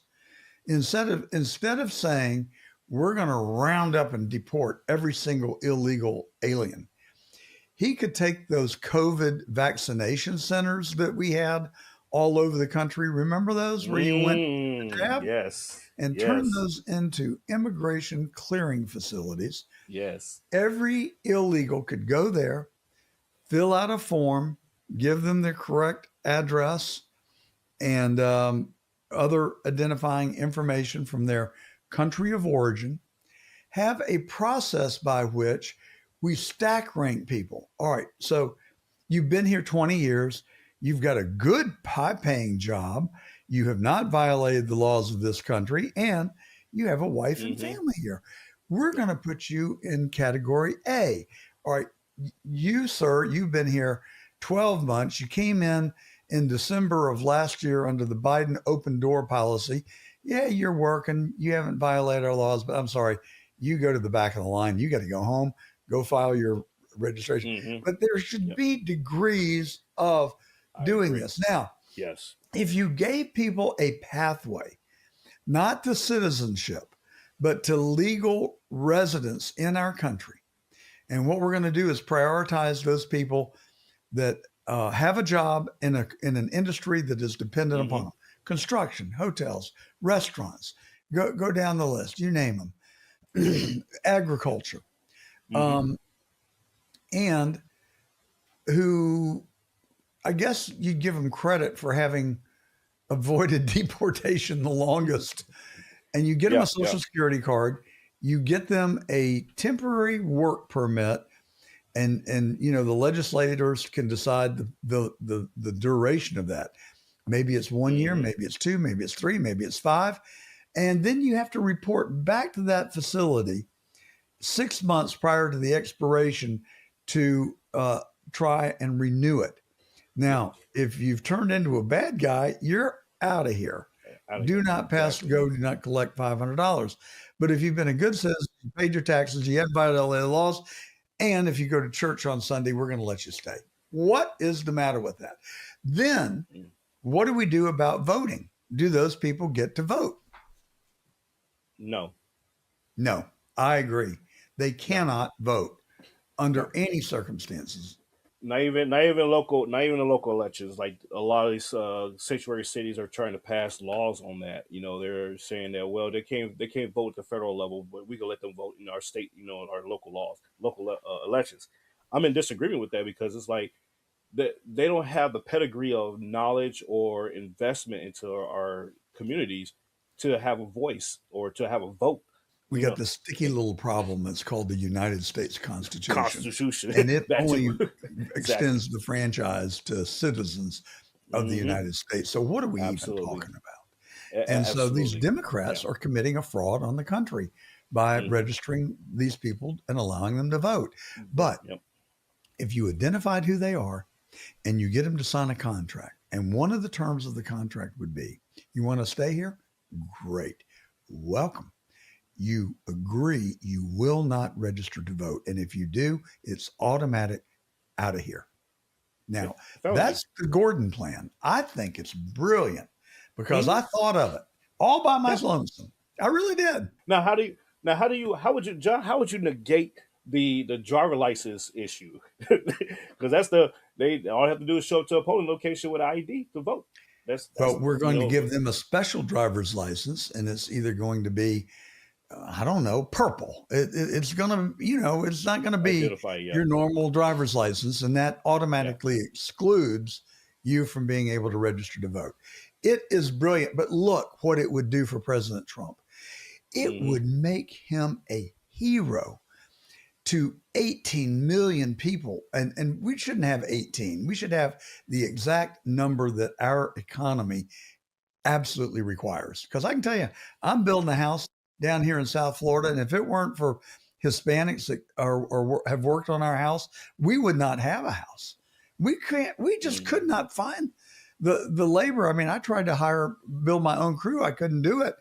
So we ended up relying on subcontractors, and it's not my job to police their employees, but I suspect that maybe they're not all authorized to work in this country, just like the ones next door and the ones up the street and around the corner and in the restaurant that waited on me last night and in the car wash that helps me when I get my car cleaned. I mean, but you could look, here's where I'm going with this. We have to turn down the heat. This country is simmering and it's about to boil. And I think Trump has a lot to do with it. His vitriol, and again, my listeners, write me, johngordontruth@gmail.com. Bring it. But I'm going to tell you the damn truth. I call balls and strikes. I'm not here to cheerlead for Trump or for anybody, but I will tell you what I think. I think Trump has done a phenomenal job of being the president of our country. I think he has worked his ass off tirelessly for a year, plus the 4 years he was before he did the same, and produced great results. But he's got this component of his personality. And I have told his people, and I'll tell him again, if he could move just a little bit, you don't have to turn this ship 180 degrees, turn it 10 degrees and just try and emulate Ronald Reagan for a day. I think people would flock to him. But going after Rob Reiner after his own son slit his throat and saying that it was because of Trump derangement syndrome that he stoked those flames in America. Yeah, that was uncalled for. Yeah. It was best to just stay silent. Yeah. That was best just to stay silent on that one. And you can, in your little small circles, you can say whatever you want about that.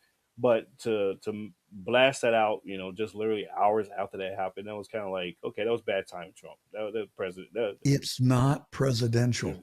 It's not. So to one of his top people, I said 3 years ago, I said, look, Trump is awesome. I said, you've got his ear. I didn't like much of anything that George Herbert Walker Bush did. Read my lips, no new taxes. But the one thing he did say that I really did like, he said, we need a kinder, gentler nation. And I said to that person, I said, do you think that you could get President Trump to reformulate that notion into his own words and champion that cause? And then start behaving in ways that would encourage people to do just that. Not having a one-size-fits-all deportation policy is a great place to start. Because I can tell you, in Palm Beach, Florida, I don't live in Palm Beach, I live in West Palm, but in Palm Beach, perhaps the wealthiest area in the country per square mile. There are 60 billionaires in Palm Beach, and a bunch of them eat dinner at Beach A. And a bunch of them have become friends with the general manager of that restaurant.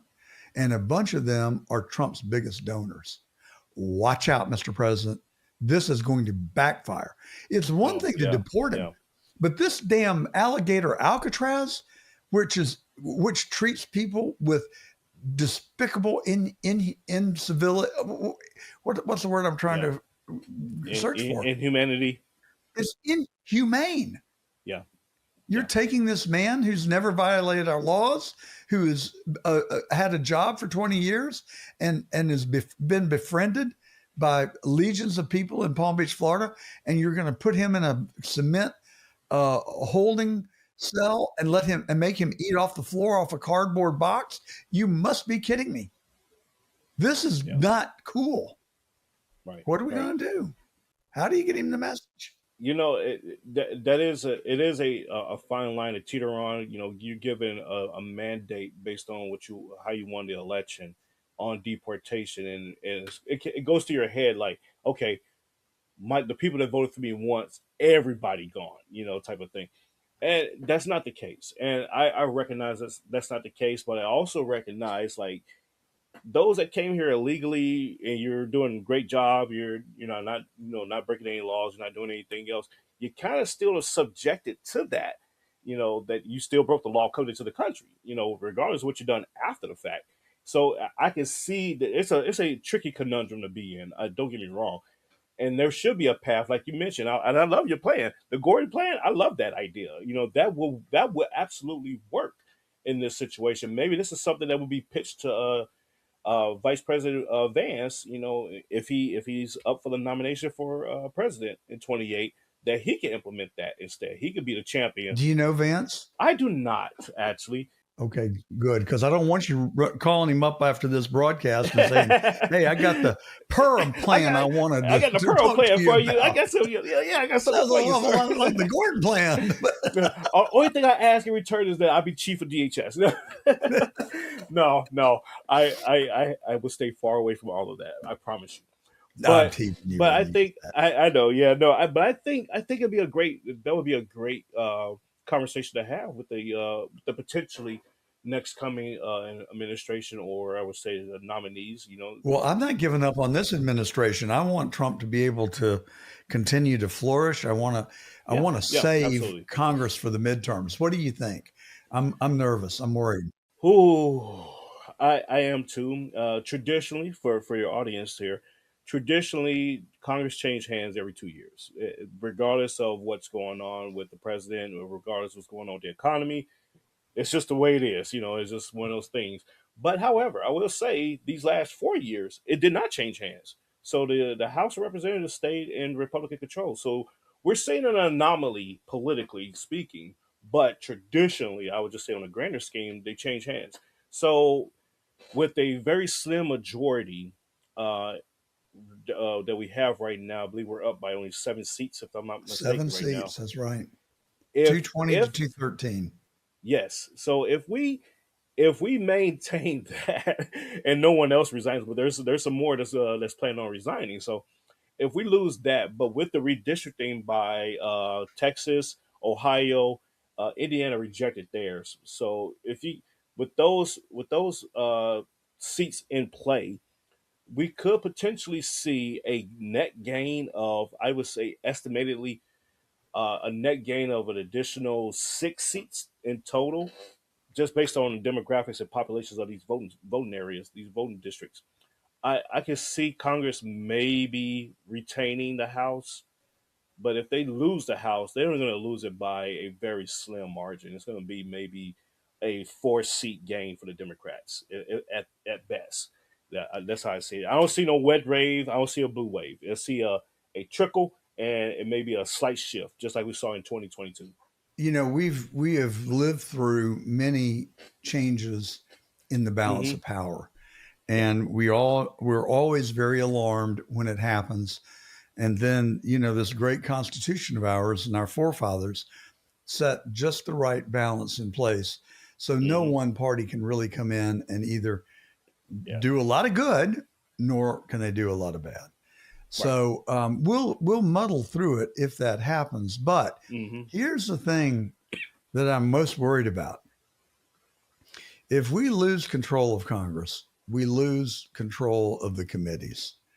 And I would almost be willing to bet a big Texas-sized steak dinner at the restaurant of your choice that if we lose the House, that the first thing they do will be to impeach Donald Trump, and we'll start a whole bunch of investigations all over again, and it will bring his agenda to a screeching halt.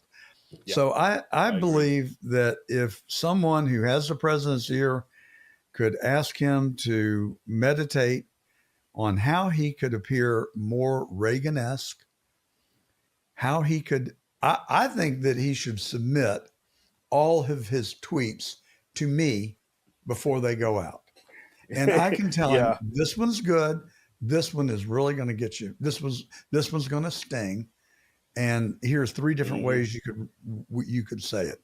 Oh, I'm so sorry for the death of Rob Reiner and his wife. They were American treasures. We didn't see eye to eye politically, but any violence, all violence must be condemned in our country. And my prayers are with his remaining family and friends. Yeah. Perfect. Simple. Perfect. Yeah. Mr. President, absolutely. call me, or you can email me, johngordontruth@gmail.com. I'll just wait for that email. Oh, you're absolutely right. And the civility of it all, it should be to that extent. Regardless of how much you probably secretly want them dead, publicly you know, it's a Caesar-esque like moment, with Brutus. It's just like, hey, he was a great statesman. Sorry, I had to put a knife in his back, but let's move on. And so I'm there with you. He shouldn't have put that tweet out there, but he's President Trump. He is, and a lot of his base really likes to eat red meat, raw red meat, and so they go for that. But I think we talk about America first. I think you got to put America first. And that does not bring people together. That there's nothing conciliatory or community building in those kinds of acts. And frankly, that was my biggest complaint with Obama. When Obama got elected, I thought to myself, finally, racism is done over and behind us in this country. We have a new day, and we truly are going to live not only in the spirit of Martin Luther King, but we are going to do exactly what he promised and what he advocated: judge a man by the character of his heart, not by the color of his skin. I was like, our 50-year fight is over. And then damned if Obama didn't try to appeal to his base every chance he got. And it just drove a wedge deeper and wider in our country than we had ever seen before, even since really the civil rights era, when we had real violence in our country and over that issue. And I was like, what an opportunity missed. Yeah, I agree. But Donald Trump has that opportunity right now. He got 20% of the black vote in America. Never happened before. Isn't that right? Never. Correct. You're right. Absolutely right. Never happened before. And it probably won't ever happen again, to be honest. But then again. So black people like him, or they liked him. Now he's got a real opportunity to reach out. When I was younger and I worked for a big company, I worked hard, real hard. And one of my shortcomings in life has been that I just don't suffer fools lightly. All right. I'm sorry. I don't. And so when somebody really hacks me off, they can trigger me. And then I'll say things or write things that I regret later. So my boss told me, he said, John, I have this method, this system that I use, and it's called the 24-hour cooling off drawer. And anytime I write an email or a letter that I think might be, maybe I'm doing it impulsively and with a bit of anger, I take that letter and I put it in the 24 cooling off drawer. And then the next day I pull it out and look at it and I change it. And I figure out how to say the same thing without the sting. It was a valuable lesson. Trump's got to do that with these tweets. And maybe it's only a 30-minute cooling off drawer or an hour cooling off drawer because he's dealing in real time with stuff that moves really fast. I get it. But you can't let your anger and impulsivity reign over your decision making. And I think you and I are in very good agreement on that. Yes, I'm the same way. You got a 24-hour cooling off drawer? I do on certain things. Especially if I know it's going to possibly wreck a relationship, then Yes. I take that into consideration. But if it's just like a retaliatory strike, I'll call it that. I don't care. I let it fly. But there's certain, I use discernment. I use discernment on when and how I use my cooling off period. Yeah. Well, it's a good practice in self-discipline. Randy, thank you so much for coming on today. I thoroughly have enjoyed our time as always. Thank you for having me. Let's keep in touch and keep working together to help save this great country. I got 2 grandchildren here right now. Came all the way from Los Angeles, California for Christmas. We are so excited and blessed to have them with us. I want them to have a free country to live in. Absolutely. Definitely. Most definitely. John, thank you for having me on. I truly appreciate it. And it was great talking to you and your audience today. And I look forward to being back. Well, where can people find you? Oh, they can find me. I'm on my show is Perm and Associates. I stream all over it, but you can follow me at RPURHAM. And you can go to my website, rperm.com, rpurham.com, and check out my shows. I used to air them on Mondays and Fridays only, but they became random because I'm, managing campaigns and in politics. So I just try to get it in when I can. So, but I got a show just about every week at least. So I appreciate you once again and look forward to talking to you again soon. Well, you have a great CV and resume. You are a veteran. You're in the Army. You've lived all over the country. I don't know whether you're running from the law or what, but you've gone from Alaska to Texas and California, Alabama. And you are Maryland. Also an author. You've written Polarizing America, exactly what we've been talking about. Yes, that's coming out in April. And now you have your own political consulting organization, which is just awesome. And you've been a candidate for public office. Yes. Yep. Absolutely. Yep. Polarizing America will be hitting the store shelves in April.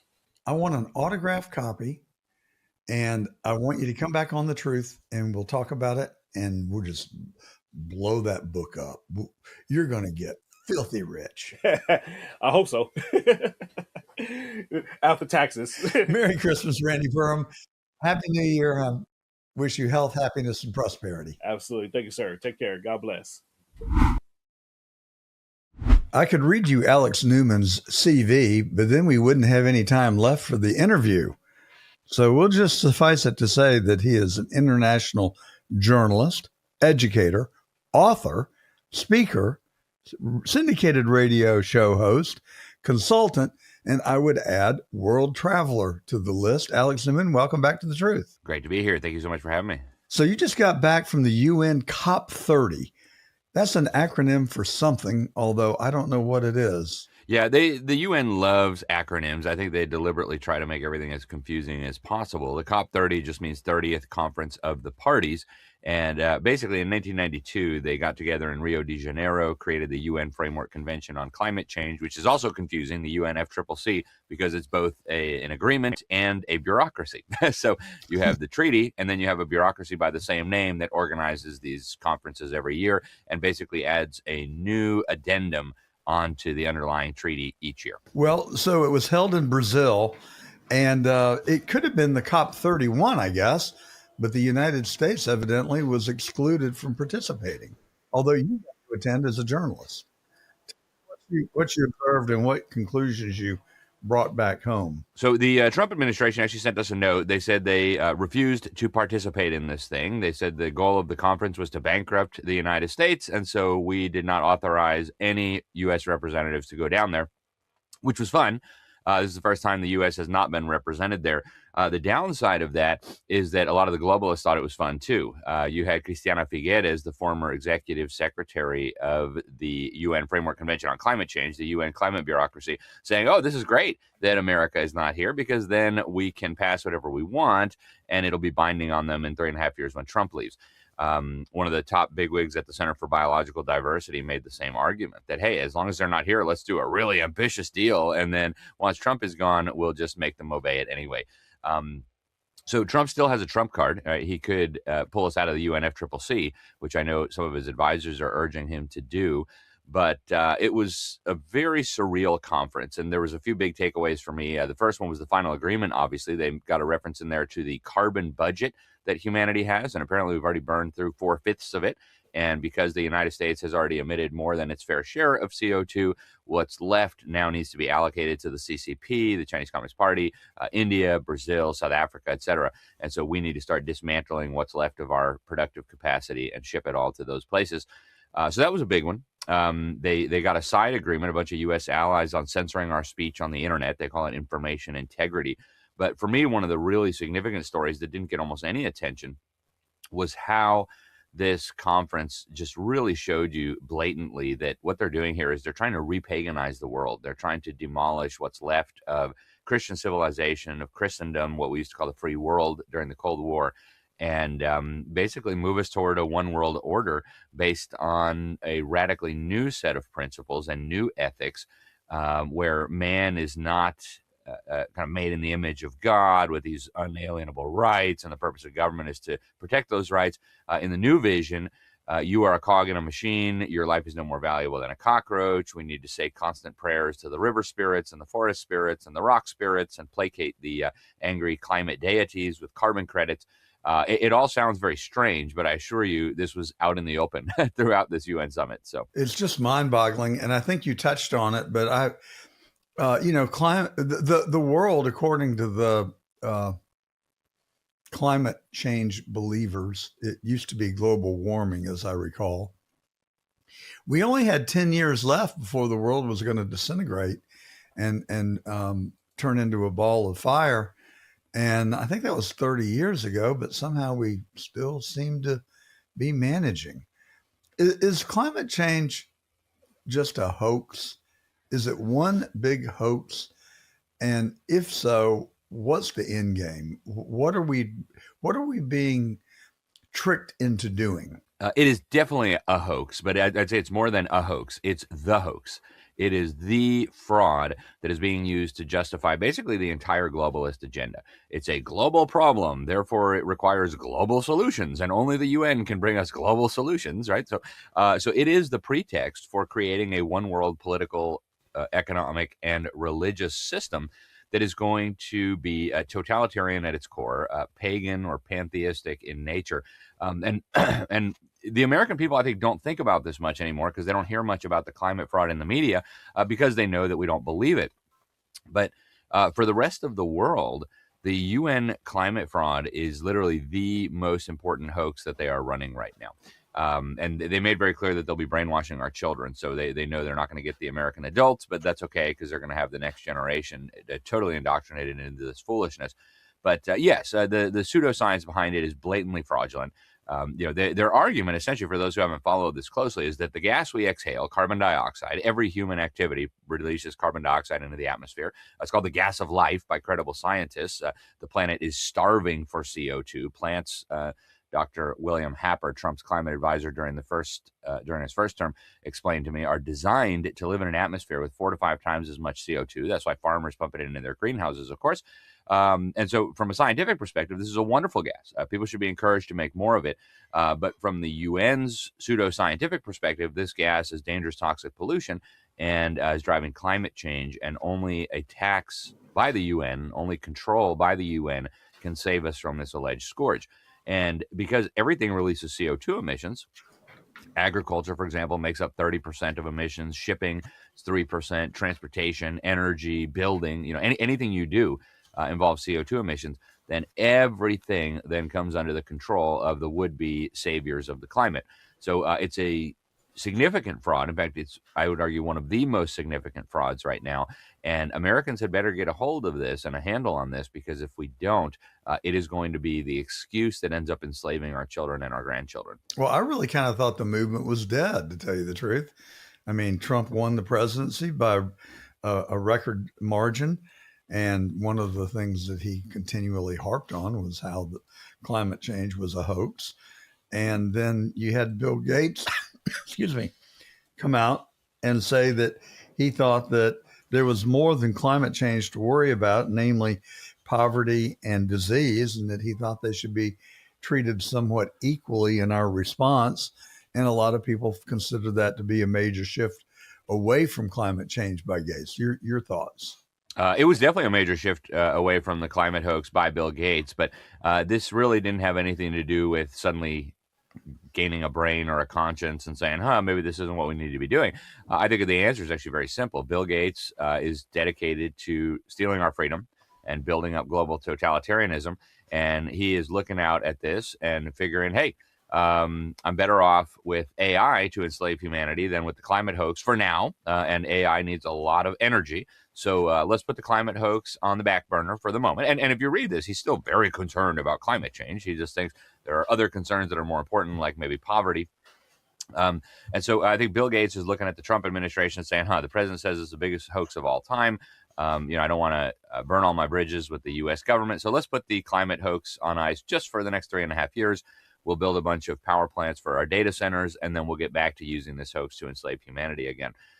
Same thing with Trump. I think Trump genuinely believes this is a hoax. He says it repeatedly. In fact, he went to the UN General Assembly in September and told world leaders to their face that this was the biggest con job ever perpetrated in human history. And he may be correct. It may be the biggest con job perpetrated in human history, but they are not planning on giving up this hoax. I can assure you. They had 50,000 climate alarmists in the Amazon rainforest, including presidents and prime ministers and kings and potentates and CEOs of big corporations. This is not going anywhere. But they realize that, again, with American adults, you have a problem. They've looked at the polls. American adults don't believe it.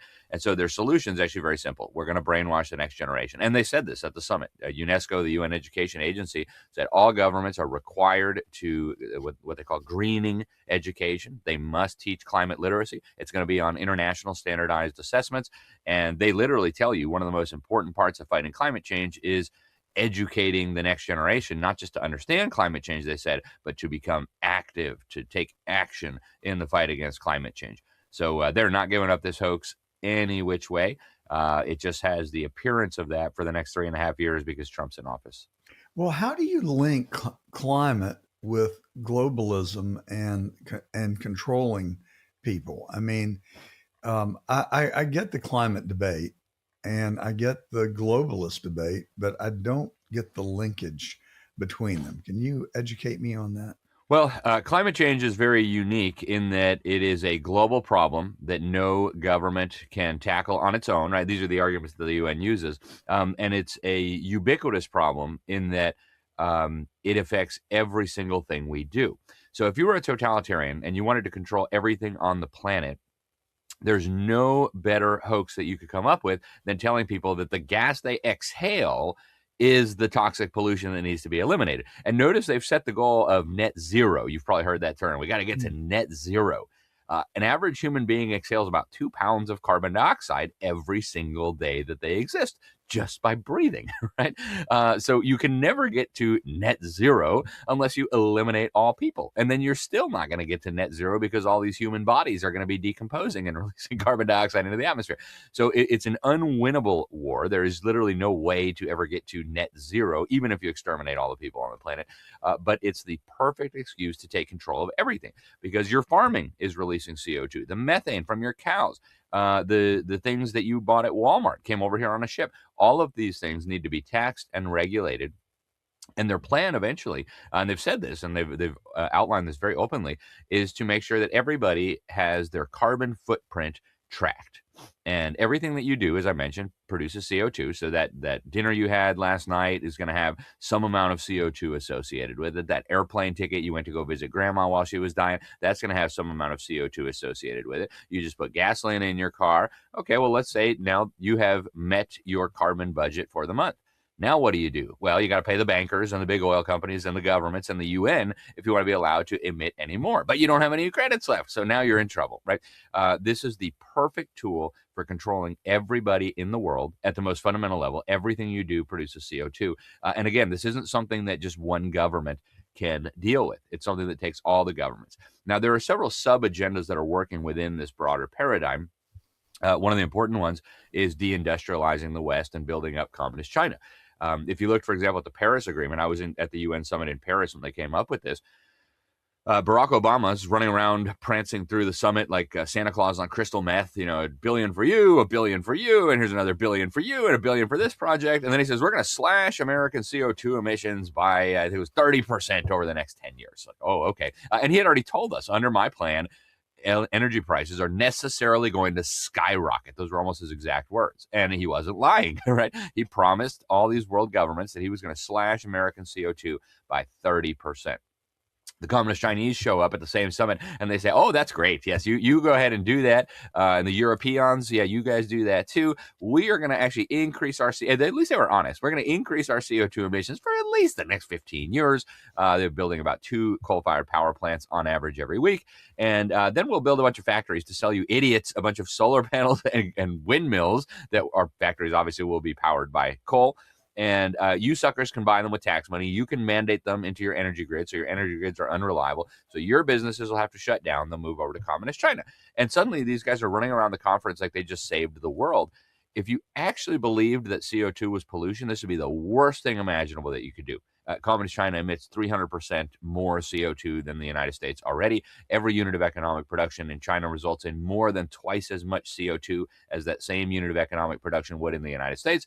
So essentially, they're lying. They know they're lying. This is a giant fraud, but it's the perfect fraud because it allows you to undermine the American economy, build up the global political, economic, and religious system, and also micromanage the actions of every person on the planet.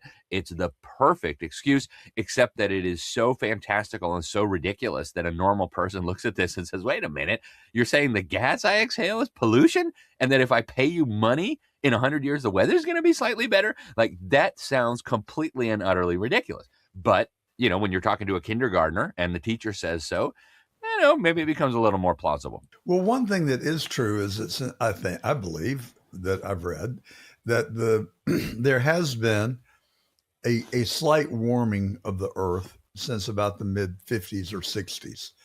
I've read a couple of books a year ago, and I had the numbers in my brain. I've now lost them. But is that nature or nurture? Is that because of just the evolution of the globe, or is it because of our contributing to the carbon footprint? Well, the planet has always gotten warmer and colder. That's not new at all. In fact, one of the things they're discovering under some of these glaciers that they're shrieking about as they melt a little bit is ancient trees that lived 1,000 years ago when it was much warmer there. So, that's kind of awkward for them. But yes, the planet has always gotten warmer and colder. Right now, it appears to be getting a little tiny bit warmer. There's some very, very good studies on this in various scientific journals produced by a team at the Center for Earth Sciences and Environmental Research, CERES, or Center for Earth Research and Environmental Sciences, I think it is. Where they found that of the little bit of observed warming that we've seen over the last 50 or 60 years, most of that, or almost all of that, can be explained by two things. The urban heat island effect, which is basically they put these thermometers out in an open field 100 years ago. Now a city built up around it. There's like a parking lot underneath the thermometer. And so, yes, it gets a little bit warmer, not because there's global warming, but because your thermometer's now in a city. There's, air conditioning, heat vent pouring out heat onto it. So yeah, it looks a little bit warmer because of that. And then also total solar irradiance. It can explain 100% of the rest of the observed warming. They've taken the data from NASA on solar activity. And what they found was there's been a little bit of increased solar activity, which would naturally cause the planet to warm a little bit. But this is not unusual. The Earth has been far warmer in the past. In fact, 1,000 years ago, Greenland was filled with Vikings who were farming on it. You can't farm anything today on Greenland because it's much too cold. So again, 1,000 years ago, we had a medieval warm period is what they call it. We are still coming out of that little ice age that followed. And so we expect it to get a little bit warmer for the next who knows how many decades. And that'll be nice for humanity. Warmth will be much better for us than cold. And so if CO2 is contributing to this, it's so little as to be negligible. And if CO2 is making it a little tiny bit warmer, that's not even necessarily a bad thing. But human emissions of CO2, I'll just remind people, make up a fraction of a percent of all the greenhouse gases naturally in the atmosphere. And CO2 itself is 0.04% of the atmosphere, with human emissions constituting a tiny, tiny fraction of that. So, I think it's so clearly a fraud that it's frankly amazing to me they've been able to convince people in other countries that this is legit. So what do you think? How do you relate that to pollution? Do you concern yourself at all with pollution of our air and our water and streams? Yeah, pollution is a valid concern. And of course, I am something of an environmentalist. I want my children to have clean air and clean water and clean rivers and clean land and clean food. And so I think that's a very real concern. And one of the things that's very obvious when you look out at the world is which are the cleanest countries with the best environments? Well, it's the countries with the most freedom, with the strongest protections for property rights, the countries like the United States. You look out at the world, literally the cleanest countries are Switzerland, New Zealand, Canada, United States of America, Australia, Japan. These are all countries that have free market economies, or at least some semblance of them still. These are all countries that are based, at least loosely, their legal systems are based loosely on biblical principles. These are all countries that have strong protections for private property rights. And if you look at the filthiest, most dirty environments anywhere in the world, you'll find it's all countries that either are run by centrally planned totalitarian regimes or have been in the past when the environment was destroyed. And I think China is Exhibit A. Anybody who's been to China has seen this horrific environment. They do have real pollution. I mean, there are days in their big cities where you can't even go outside. It's so filthy. I grew up in Mexico City in Latin America. It was so filthy, we had days where we couldn't go to school because the air was too toxic to breathe. So those are real concerns. But I want to remind people, CO2 is odorless. It's colorless. It is not pollution. It is plant food. And, CO2 is not a pollution, but there are reasons to be concerned about real pollution, like all the garbage that Communist China throws into the ocean, which is totally unacceptable. Well, you and I are in complete agreement. I'm really happy to hear you say those things because I just don't know climate change.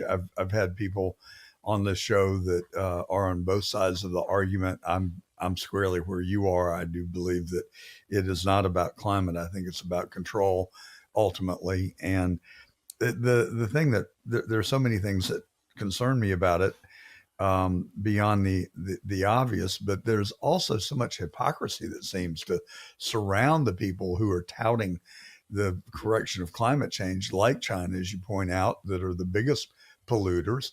I mean, if they really want to affect it, why don't they just clean up their own mess? And that would create a much better world for everyone to live in. Especially our oceans, as you pointed out, that are littered with plastic, which is really a concern of mine that I do think we need to address. But then I suspect not one of those people arrived in a rowboat. Right. No, and that's what we see every year. The fleet of private jets is always clogging up the airports at the exotic destinations where these people have their annual climate summits. They actually chop down hundreds of thousands of trees in virgin protected rainforest to build a new highway for this conference. True story. Obviously, it didn't get finished in time because Brazilian authorities are relatively incompetent. So they chopped down all this forest, didn't even finish the road. But the carbon footprint of these conferences is so massive, it's hard to even calculate. They did brag this year that they had offset all the carbon emissions, I guess, by paying Al Gore's front companies money to go uproot African villages and plant trees there and call it carbon credits. But this is just another scam piled on top of the original scam, right? And what you see with the people who come to these climate summits, these are the uber wealthy of the world. These are government leaders who feast off the backs of taxpayers. These are dictatorships that keep their people in poverty and yet travel around in limousines and private jets and live in mansions. The hypocrisy is just off the charts. And most of the rent-a-mobs, the screeching weirdos with the purple hair, these are spoiled Western kids who grew up with an incredibly nice life, and they fly around the world on airplanes and they eat nice food. And then they come and lecture us about needing to ride our bicycles more. The hypocrisy just reeks, and it is obvious at every one of these summits. So who do you think the puppet masters truly are? I mean, someone or a small group usually runs everything. I mean, there's too much to do for all of us to be involved. So who are the people that are pushing this the most, do you feel? Well, I wrote a whole book on this, the Deep State, the Invisible Government Behind the Scenes. I published in 2020. This came out of a lot of the work that I had done for the New American Magazine, which is who I go cover these climate summits for. And I tried to identify the groups that were playing a key role in this process, and there are a lot of them. Some of the ones that I point to, you got the Council on Foreign Relations here in the United States. You've got the Bilderberg at the international level. You've got the World Economic Forum is obviously a big player in terms of bringing business to the table. You've got a bunch of weird secret societies like Skull and Bones at Yale. You've got the Bohemian Grove out in Northern California. You've got the Royal Institute for International Affairs in the UK. And the first group that I can find that was very prominent that really proposed using this climate hoax as the tool for advancing this global agenda was the Club of Rome. This was a group that was bringing together, old school Soviet communists, people like Mikhail Gorbachev, along with Western globalists, people like Al Gore. And they concluded back in 1991, the Cold War was coming to an end. People were like, all right, well, maybe we don't need all these taxes anymore. Maybe we can shrink the government again since we don't have to worry about the Cold War. And allegedly the Soviet Union was collapsing. And so they said, well, we need a new enemy. And we decided that global warming and environmental problems, that would be perfect because that means the enemy is humanity itself. So this was 1991. The report was called our first global revolution. And I think that's really where this goes back to. They needed a new pretext for micromanaging people's lives and taxing us to death. And the Cold War was no longer going to cut it. So they came up with this idea of global warming. And those are some of the groups that I think are really critical behind it. And what they've done, John, they've set up an incentive system where everybody basically has an incentive to go along with this. They're telling the oil companies, hey, this is a new source of revenue for you, you dummies. Now you can pump some of the CO2 emissions into the ground, get yourself some carbon credits and make more money. They're telling the bankers, same thing. Hey, you could trade these dumb carbon credits. You'll make a fee every time you trade one of these idiot things. So don't worry, your guys are going to make money too. They tell the politicians, hey, this is a way for you to raise more tax revenue. This is a way for you to control people's lives more. And, whoever met a politician that didn't want to control people's lives more. They tell the companies, hey, there's going to be all kinds of profit opportunities for you. They tell the activists, oh, the world is ending. Here you can save the world and be a good human, feel good about yourself by coming to protest global warming. So they've got these incentives in place so that everybody will come along. And they do this on all the key issues, open borders, whatever. But behind the scenes, there is, again, what Trump very properly called the deep state that has been pushing this. And I think once you break that down, yes, these are organizations with addresses. These are people with names and faces, and they need to be called out and exposed. Well, how do we do it? Because, I've been a student of the Kennedy assassination. I just got back from Dallas. I spent 3 days there for the commemoration of President Kennedy's 62nd anniversary of his death. And I talked to many scholars, many historians, many people who actually had direct connections to the assassination, like Lee Harvey Oswald's girlfriend and the granddaughter of the lady who ran the rooming house that Oswald lived in. And I visited J.D. Tippett's, the site of his murder, and the theater where Oswald was arrested. And I've drawn the inescapable conclusion that our own government killed Kennedy, that there is no more information that we need to gather or facts that we need to collect. It is just clear as the nose on your face that Lyndon Johnson orchestrated it, Allen Dulles carried it out, and Hoover covered it up. And so then you look at events that have happened since then, like RFK and MLK, and the collapse of Building 7 in the World Trade Center, the attempt on Trump's life in Butler, Pennsylvania, the death of Charlie Kirk that is so sketchy it's not even funny. I mean, the cloud of suspicion that is swirling around so many different entities and countries, frankly, as Candace Owens and others have made us aware of, is really disturbing. And oh, I forgot that guy. What was his name? Oh yeah, Epstein. He's got the fingerprints of the CIA all over what he was doing. So how do we expose it? And how, I've really come to the conclusion for myself that it's really going to take a revolution of the American people and an uprising to say no more, that this is just not the kind of country we want to live in. And it is not the way that we want our leaders to conduct business on our behalf. Do you see any strategies that we can employ? Because the real problem is, if you just try and do it alone, they'll take you out. They commit murder to silence people. Yeah, well, that's the $50 million question, and I know we're running up on the clock here, but one of the things that I tell people is you got to start with yourself and your own family. You got to get educated on these issues, and you got to protect your own children. That's been one of my passions for the last 15 years is we've got to stop the indoctrination of our children just on this climate issue. As I mentioned, they're very open about the fact that brainwashing the next generation is the key to moving their agenda forward. And so I always tell people, like, you need to take that seriously, mom and dad. They're talking about weaponizing your child against you and against God and against your country and against your Constitution. And, we cannot tolerate that. That's completely unacceptable. So I tell people it begins with educating yourself, unplugging from the system as much as you can, and retaking charge of your children's education. My last book, Indoctrinating Our Children to Death, Government Schools' War on Faith, Family, and Freedom, and How to Stop It. And this has been endorsed by Secretary of War Pete Hegseth and General Michael Flynn and all kinds of great Americans as even a national security issue. Like, we're dumbing down and brainwashing our children to the point where they are not just useless, like they can't even join the military because they're so out of shape, they're so dumbed down, they can't read properly. They're actually being radicalized against us. And we cannot continue to allow this to happen. If they capture the hearts and minds of the next generation, it's all over. And if you go back through history and look at the people who built this system, that was what they built it for, right? It wasn't designed to educate people. It was designed to turn us into dumbed down cogs in the machine. So I think that's really one of the most critical things. We will not win this battle as long as totalitarians are educating our children. It's just not going to happen. And thankfully, that doesn't require, changing any laws. It doesn't require winning any elections. You could just call it the school district right now, depending on what state you live in, and say, look, my son, my daughter, my children are not coming back tomorrow. And, have a nice life, kick rocks, and we're going to be taking charge of our children's education. I think that's huge. I would also encourage people, once you've dealt with protecting your own family, you got to get active. Get active in your local Republican Party. Find out if there's a local chapter of the John Birch Society where you live. There's a lot of different ways that you can get plugged in somehow. And none of us can do everything, but all of us can do a little something.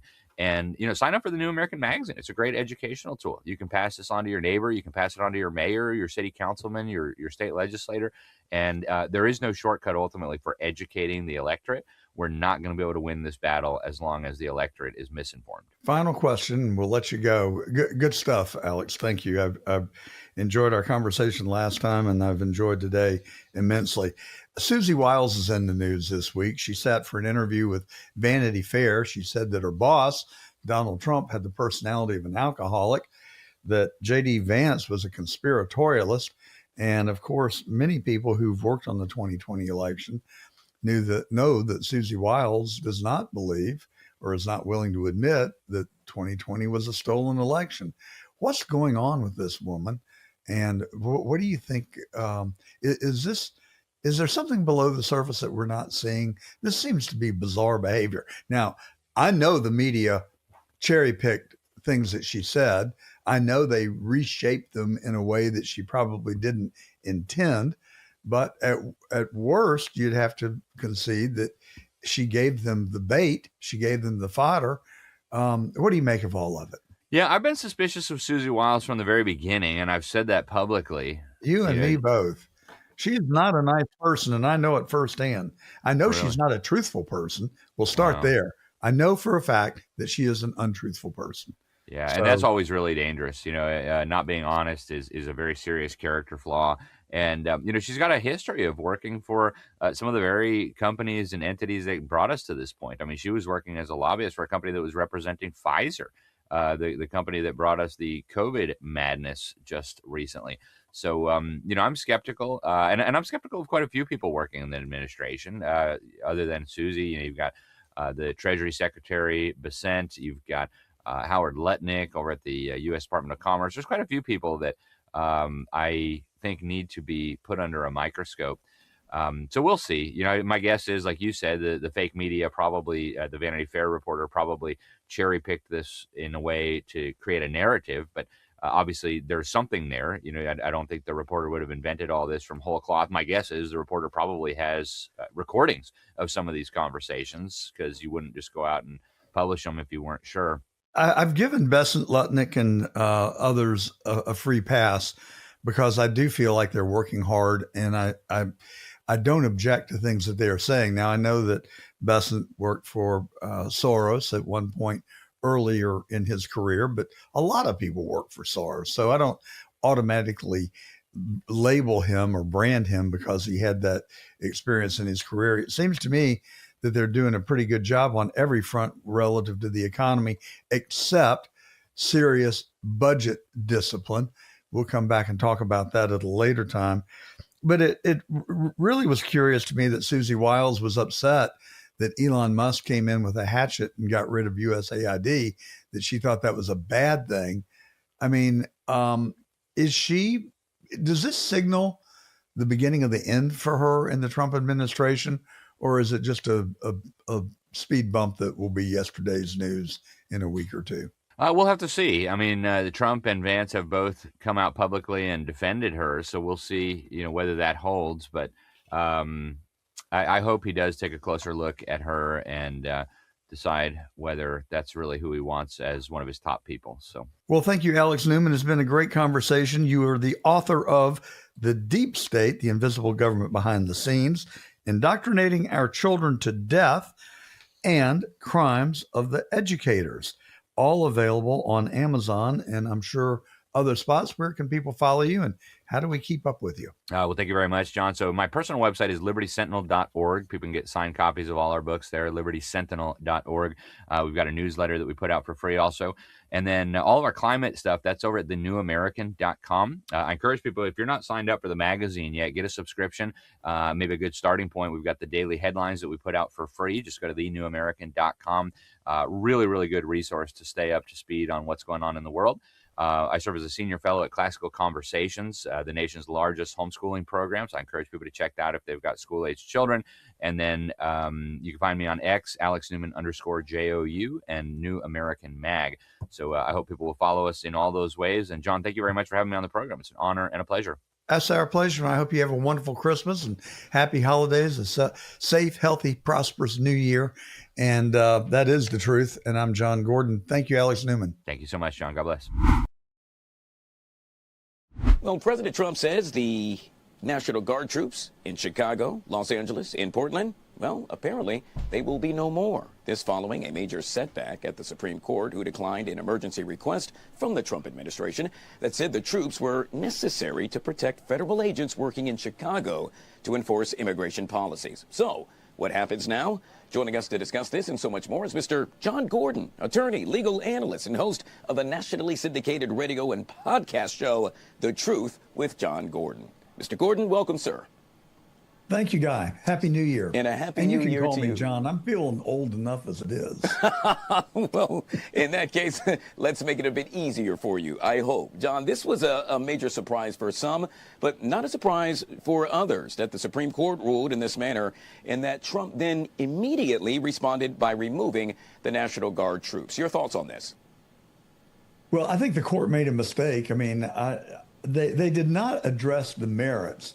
They rendered their decision based on a very technical legal argument. Surprisingly to me, Justice Kavanaugh went along with it, as did Amy Coney Barrett. But certainly Justice Alito and Gorsuch wrote a very, I thought, compelling dissent, saying that it was an overreach by the court to inhibit the president from responding in what he deemed to be an emergency. So the fact is that the case still resides in the district court, and we have not heard the end of this yet. The district court will make a decision after they make a ruling on what the facts of the case are, and does that perhaps lead to the action actually raising to the level of an emergency, sure, justifying the president to act.